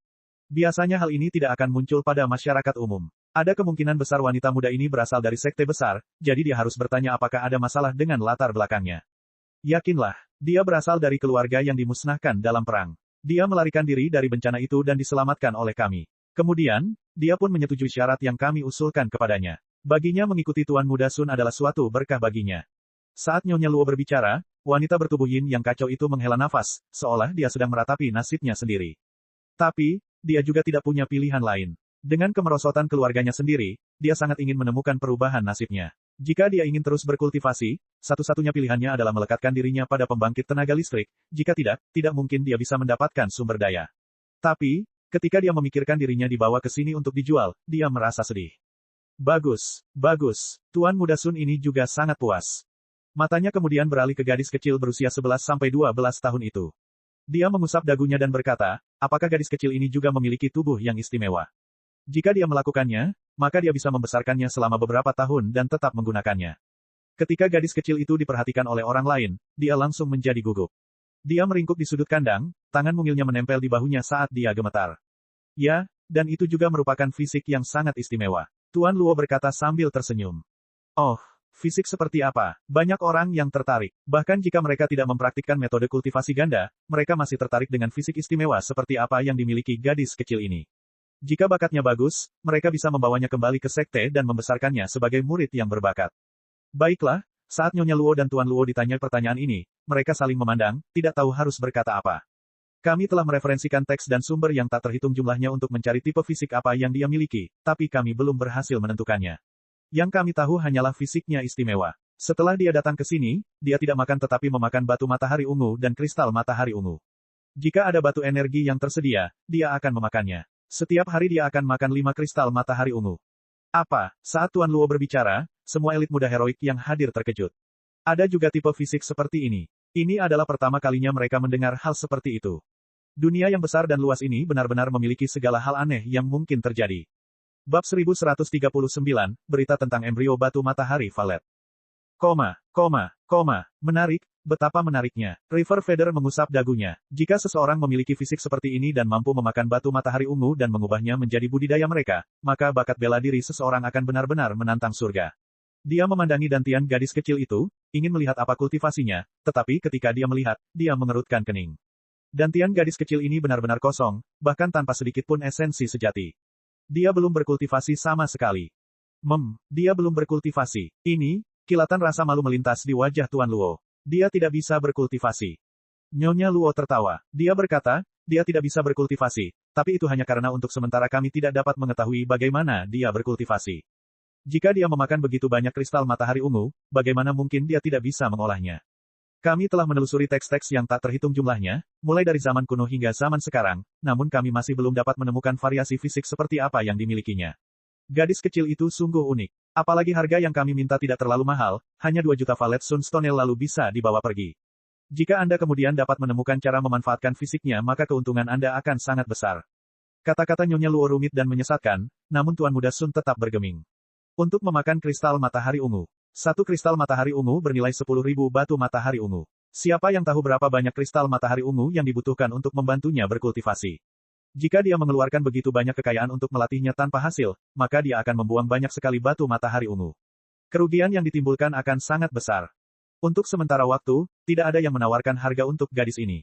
Lin Ming ragu-ragu sejenak tetapi juga tetap diam. Gadis kecil di depannya ini sangat manis dan manis. Dia berusia 11 tahun dan memiliki wajah yang sangat naif dan kerubik. Matanya seterang mata air, dan hidungnya mungil, dengan bibir tebal dan pipi merah seolah-olah air akan keluar jika dicubit. Namun, terlepas dari apakah gadis kecil ini bisa berkultivasi atau tidak, masalah utamanya adalah Lin Ming bepergian jauh dan luas, dan tidak nyaman baginya untuk membawa seorang gadis kecil bersamanya. Yang terbaik adalah jika gadis kecil ini memasuki sekte besar yang tertarik untuk melatihnya. Itu akan menjadi keberuntungannya. Jika dia tetap bersamanya, itu hanya akan menunda dia dan dia. Nona Mo, pernahkah Anda mendengar tentang bentuk tubuh istimewa seperti ini sebelumnya? Lin Ming bertanya dengan transmisi suara esensi sejati. Mo Eversnow menggelengkan kepalanya. Saya belum pernah mendengar tipe fisik seperti ini sebelumnya. Tapi, entah kenapa aku merasa tersentuh oleh gadis kecil ini. Hanya saja banyak urusan yang harus kita tangani saat ini dan sedang merantau, jadi memimpin gadis kecil ini hanya akan menimbulkan masalah bagi kita semua. Jangan membuat masalah menjadi lebih rumit lagi. Saat Lin Ming dan Mo Eversnow berbicara, Tuan Luo memperkenalkan anak laki-laki terakhir. Dia juga memiliki tipe fisik yang khusus. Jika anak seperti ini dibeli oleh sekte besar dan dilatih sebagai murid inti, dia pasti akan memiliki prestasi besar di masa depan. Baiklah, pertama-tama kita akan mulai menawar dengan wanita muda dengan tubuh yin yang kacau ini. Harga dasarnya 30 juta. Nyonya Luo terkekeh saat dia berbicara, menelusuri wajah wanita muda itu. Wanita muda itu memaksakan senyum. Meskipun ini adalah takdir yang dia pilih sendiri, sekarang dia dijual di sini secara publik, dia sebenarnya merasa agak terhina. 40 juta. Pemuda berjanggut bercabang adalah orang pertama yang menyebutkan harganya. Wajahnya dipenuhi kegembiraan. Dia senang bahwa dia tidak terlalu impulsif sekarang dan tidak berjuang dengan Lin Ming karena tergelincirnya tulang itu. Tubuh wanita yin yang kacau ini sangatlah berharga. Jika dia melatihnya maka itu akan sangat bermanfaat bagi budidayanya sendiri. 50 juta. Orang lain menawar. Tuan Muda Sun bukan satu-satunya yang mengembangkan metode budidaya jalur iblis. 55 juta. Bibir pemuda berjanggut bercabang itu bergerak-gerak saat dia menaikkan harganya lagi. Dia melirik Lin Ming sementara itu, matanya mengandung peringatan. Jelas bahwa dia menyuruh Lin Ming untuk mundur dari gadis yin yang kacau ini. Lin Ming tidak repot-repot memperhatikannya. Tidak ada gunanya membeli gadis ini, dan Lin Ming tidak berlatih metode kultivasi ganda sehingga wanita ini tidak mau pergi bersamanya untuk memulai. Harganya segera melonjak menjadi 65 juta. Dan saat ini, suara mengejutkan terdengar dari luar. Aku akan membelinya, 100 juta. Suara ini mengandung niat sombong. Saat kata-kata itu masih bergema di aula, hukum luar angkasa berfluktuasi dan sebuah pintu luar angkasa muncul di depan semua orang.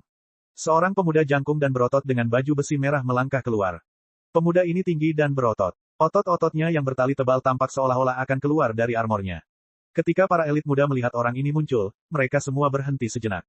Jelas sekali mereka takut pada pemuda ini.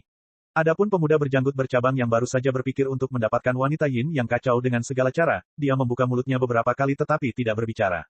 Dia menggelengkan kepalanya, ekspresi pahit di wajahnya. Dia mengakui nasib buruknya sendiri.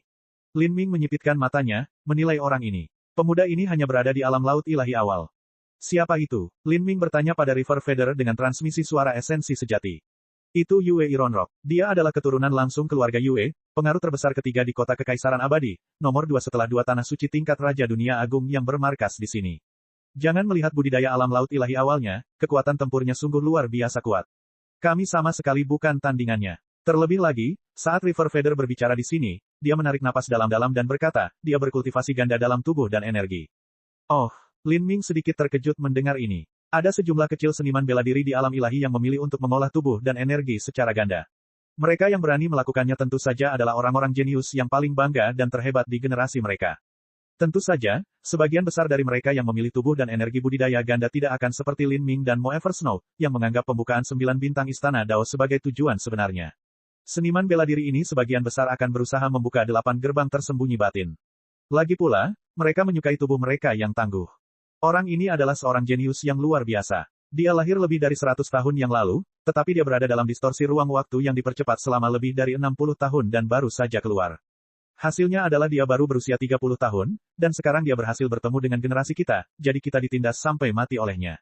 Saudara Lin, sebaiknya Anda tidak terlibat konflik dengannya. Jika dia menyukai sesuatu, izinkan dia memilikinya. Jika tidak, orang yang menyinggung perasaannya akan berakhir sengsara. Nasib mereka, ayah, ini sungguh sial. Saya tidak percaya dia juga akan datang ke pameran perdagangan ini. River Feather berkata, suaranya kental karena ketidakbahagiaan. Lin Ming terkejut. Dia telah berada dalam distorsi ruang waktu yang dipercepat selama lebih dari 60 tahun.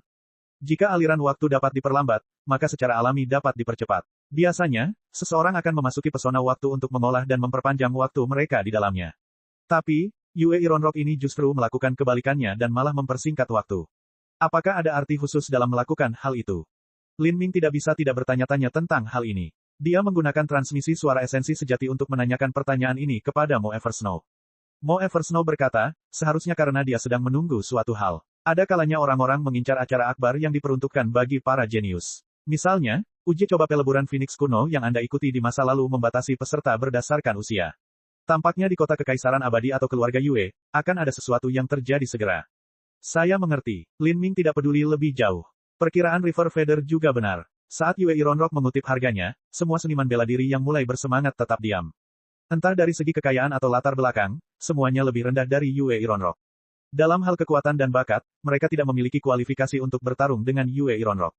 Bagi para elit muda ini, bakat seringkali menjadi faktor utama kepercayaan diri mereka. Hahaha, Tuan Muda Yue benar-benar murah hati. Nyonya Luo tersenyum cerah, 100 juta jauh melampaui perkiraan awalnya. Adapun gadis kecil yang memakan kristal matahari ungu yang tidak ada yang menawarkan harganya, dia juga tidak lagi mempedulikannya. Kemudian, berikutnya adalah anak kecil dengan perawakan istimewa itu. Dia dibeli oleh orang lain seharga 10 juta. Setelah itu, yang tersisa hanyalah gadis kecil itu. Dia tetap meringkuk di sudut sangkar, lengannya melingkari lutut saat dia meringkuk menjadi bola. Matanya dipenuhi rasa takut dan takut saat dia mengamati kerumunan. Kebingungan merusak wajahnya, membuat orang-orang yang melihatnya merasa kasihan padanya. Sebagai seseorang yang tidak memiliki bakat dalam berkultivasi, atau setidaknya memiliki bakat yang tidak jelas dalam berkultivasi, tidak peduli betapa manis atau lucunya gadis kecil ini, dia tidak berguna bagi seorang seniman bela diri. Jika seseorang hanya menginginkan kecantikan maka seorang seniman bela diri dapat dengan mudah membangun harem yang terdiri dari 3.000 wanita. Satu batu matahari ungu bisa membeli 100 wanita fana. Kemudian, Nyonya Luo dan Tuan Luo mengambil beberapa harta lagi. Namun, mereka tidak bisa lagi menjual apapun dengan harga tinggi 100 juta. Setelah menyingkirkan barang-barang yang tidak dipedulikan siapapun, Nyonya Luo terkekeh dan dengan lembut berkata, baiklah, itulah akhir dari penjualan barang geng kita. Jika ada tamu kami yang memiliki sesuatu yang berharga atau sesuatu yang mereka cari maka jangan ragu untuk berbicara, kami akan berusaha memuaskan Anda semaksimal mungkin. Oh, semua orang juga boleh berbicara secara pribadi dan bertukar barang. Saat Nyonya Luo dan Tuan Luo berbicara, banyak orang, termasuk pemuda berjanggut bercabang itu, merasa frustrasi. Saat mereka melihat gadis yin kacau yang paling cocok untuk mereka diambil oleh orang lain, mereka tidak menyukai rasanya sama sekali. Mereka hanya dapat mengambil beberapa barang yang tidak mereka inginkan dan menaruhnya di atas meja, menunggu untuk melihat apakah ada elit muda lainnya yang ingin menukarkannya dengan mereka. Pada saat ini, Lin Ming berdiri dan menangkupkan tinjunya di dada. Semuanya, saya punya sesuatu yang ingin saya beli, jika Anda memilikinya maka harganya tidak menjadi masalah. Saat Lin Ming berbicara, mata semua orang tertuju padanya. Adegan saat dia menawar 8,5 juta batu matahari ungu untuk potongan tulang yang tidak lengkap itu masih jelas dalam ingatan mereka. Jika Lin Ming mengatakan bahwa harga tidak menjadi masalah, itu berarti dia sangat kaya. Hal macam apa? Yue Ironrock dengan malas bertanya sambil mengelus dagunya. Yang saya cari adalah embrio batu matahari ungu. Lin Ming takut orang-orang ini tidak akan mengetahuinya, jadi dia menjelaskan karakteristik khusus dari embrio batu matahari ungu lagi. Hal ini membuat semua seniman bela diri bingung. Ini jelas pertama kalinya mereka mendengar hal seperti itu. Bahkan Nyonya Luo dan Tuan Luo menggelengkan kepala, tidak pernah mendengar berita apapun tentang harta karun tersebut. Saat Lin Ming melihat adegan ini, meskipun dia tidak memiliki banyak harapan sejak awal, dia sedikit kecewa. Tampaknya ingin mendapatkan embrio batu matahari ungu akan sangat sulit, bahkan di kota Kekaisaran Abadi. Lin Ming menghela nafas dan menggelengkan kepalanya sebelum duduk kembali. Tapi, baik atau buruk, dia masih mendapatkan sedikit keuntungan dari pameran perdagangan ini, jadi itu tidak membuang-buang waktunya. Dan saat harapan Lin Ming telah jatuh, suara gadis muda itu terdengar dari sudut kecilnya di dalam sangkar. Benda itu, aku mungkin, mengetahuinya. Saat dia berbicara, mata Lin Ming langsung tertuju ke sudut aula tempat gadis kecil itu meringkuk di sangkarnya. Bab 1140, gadis kecil yang misterius. Bukan hanya Lin Ming, tapi mata semua orang tertuju pada gadis kecil itu. Setelah dilihat oleh begitu banyak tokoh dikdaya, terutama karena banyak dari mereka memiliki mata yang tajam, gadis kecil itu langsung ketakutan. Dia menelan ludah dan kemudian ragu-ragu sejenak, sedikit ketakutan di ekspresinya saat dia mengangguk dan berkata, aku punya beberapa kesan. Di mana? Lin Ming punya beberapa keraguan. Bagaimana mungkin seorang gadis kecil yang bahkan tidak memiliki kekuatan untuk mengambil seekor ayam tahu tentang benda langka seperti itu padahal orang-orang seperti Tuan Luo dan Nyonya Luo tidak mengetahuinya.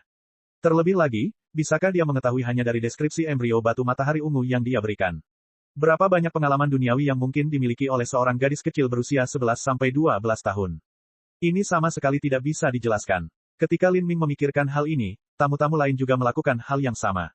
Tuan Luo menyipitkan matanya ke arah gadis kecil itu, jari-jarinya mengetuk meja dengan lembut saat dia bertanya, bagaimana mungkin kamu tahu?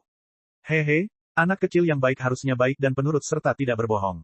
Nyonya Luo tertawa. Meski ekspresinya lembut, nadanya mengandung rasa dingin yang menimbulkan rasa takut. Budidaya laut ilahi yang terlambat dari wanita ini terlalu menindas gadis kecil ini. Terlebih lagi, gadis kecil ini jelas sangat takut pada Nyonya Luo. Saat dia mendengar Nyonya Luo berbicara, gadis kecil itu menciutkan lehernya, tidak berani berbicara lagi. Lin Ming berdiri, tidak perlu takut. Tidak masalah jika apa yang kamu katakan salah.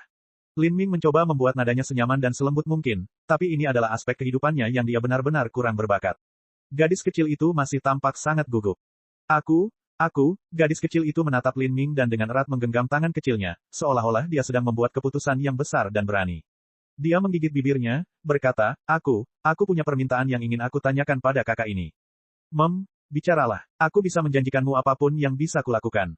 Saya harap, suara gadis kecil itu bergetar saat dia berbicara di sini. Dia tampak agak takut, tapi juga bersemangat. Dia memandang ke arah Nyonya Luo dan Tuan Luo dengan ketakutan di matanya dan kulitnya memucat. Dia mencengkeram tinjunya selama beberapa saat, mengumpulkan kekuatannya sebelum akhirnya berkata dengan lantang dan jelas, saya harap kakak dapat membawa saya keluar dari sini, dan saya akan memberitahu kakak di mana benda itu.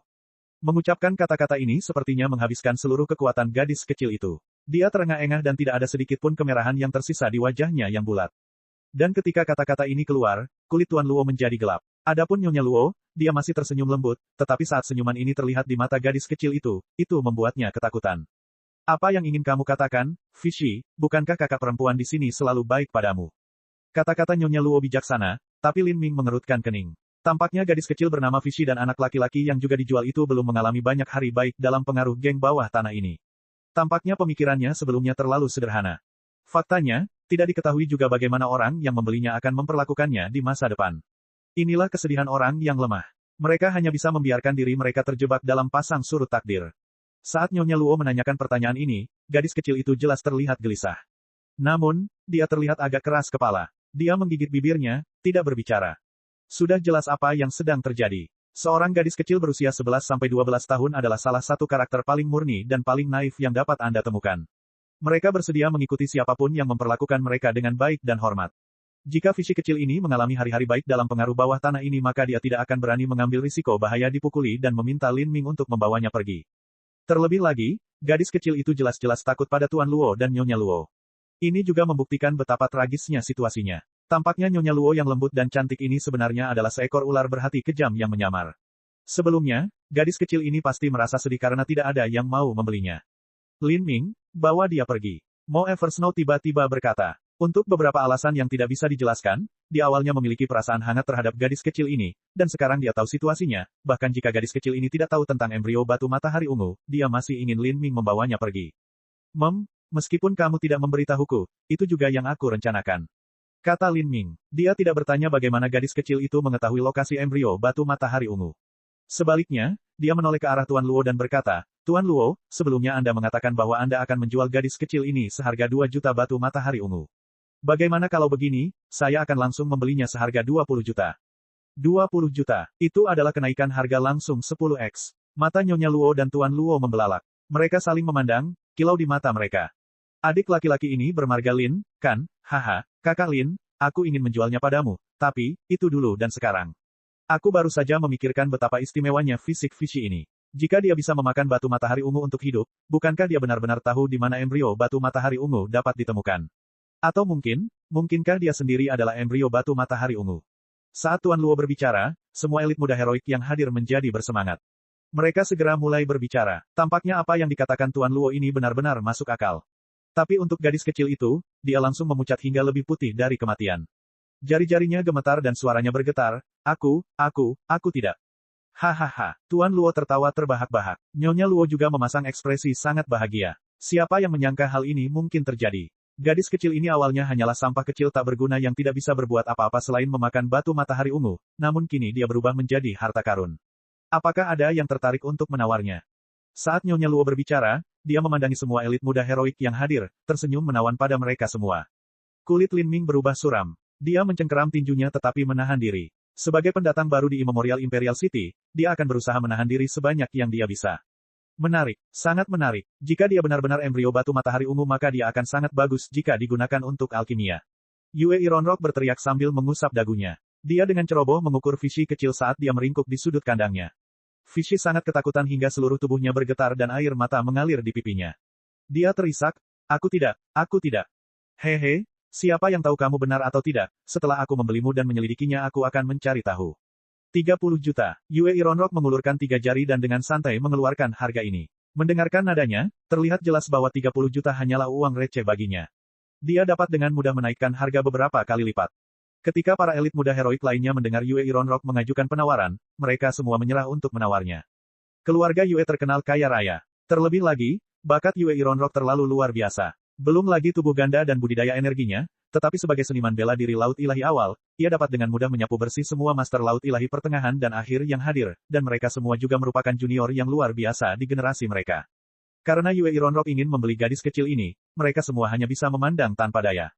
40 juta, Lin Ming berkata dengan dingin. Yue Ironrock sedikit terkejut. Dia memandang Lin Ming dengan penuh minat dan berkata, "Yo, Anda sapi yang kaya dan gemuk, bukan? Heh, kamu ingin membandingkan kekayaan denganku. Sepertinya Anda ingin berdebat dengan Raja Dunia tentang Dao Surgawi. Aku akan tertawa sampai mati di sini. Aku ingin melihat seberapa jauh kamu bisa mengikutiku, hahaha." Gandakan harganya, 80 juta, kata Yue Ironrock dengan bangga. Ketika Tuan Luo dan Nyonya Luo melihat Lin Ming dan Yue Ironrock terjebak dalam perang penawaran, keduanya lebih bahagia daripada bunga yang mekar. Pemuda berjanggut garpu yang kalah dalam pecahan tulang oleh Lin Ming juga tertawa. Anak muda, sebelumnya Anda telah memberi saya sumber daya, sekarang saya ingin melihat bagaimana Anda akan menderita. Sebenarnya, Yue Ironrock juga telah menggulingkan pemuda berjanggut bercabang sebelum ini. Namun menurut pendapat pemuda berjanggut garpu, Yue Ironrock adalah seorang junior di kota kekaisaran Immemorial yang hanya kalah dengan murid inti dari 2 tanah suci tingkat Raja Dunia Besar. Jadi, ditindas olehnya adalah hal yang seharusnya terjadi. Lagi pula, dia sendiri telah menindas banyak rekannya. Dia bisa dihancurkan oleh Yue Ironrock dan tidak kehilangan muka. Tapi jika dia dikalahkan oleh Lin Ming, dia tidak akan bisa menerima hal itu. Ini hanyalah psikologi orang-orang ini. Dia sangat ingin menimbulkan kekacauan dan berkata, "Lin Ming, saya mendukung Anda. Naikkan harganya beberapa kali lipat, haha. Aku tidak perlu kamu mengkhawatirkanku." Lin Ming dengan dingin melirik pemuda berjanggut garpu, hanya segan berurusan dengan karakter seperti itu. Dia kembali menatap Yue Ironrock dan dengan dingin berkata, "Gandakan harganya, 160 juta. Kata-kata Lin Ming dingin dan mantap sampai-sampai tidak ada fluktuasi sama sekali. Dia dengan tenang membuang 160 juta batu matahari ungu seolah-olah itu sampah. Kata-kata ini menyebabkan Yue Ironrock memerah karena marah.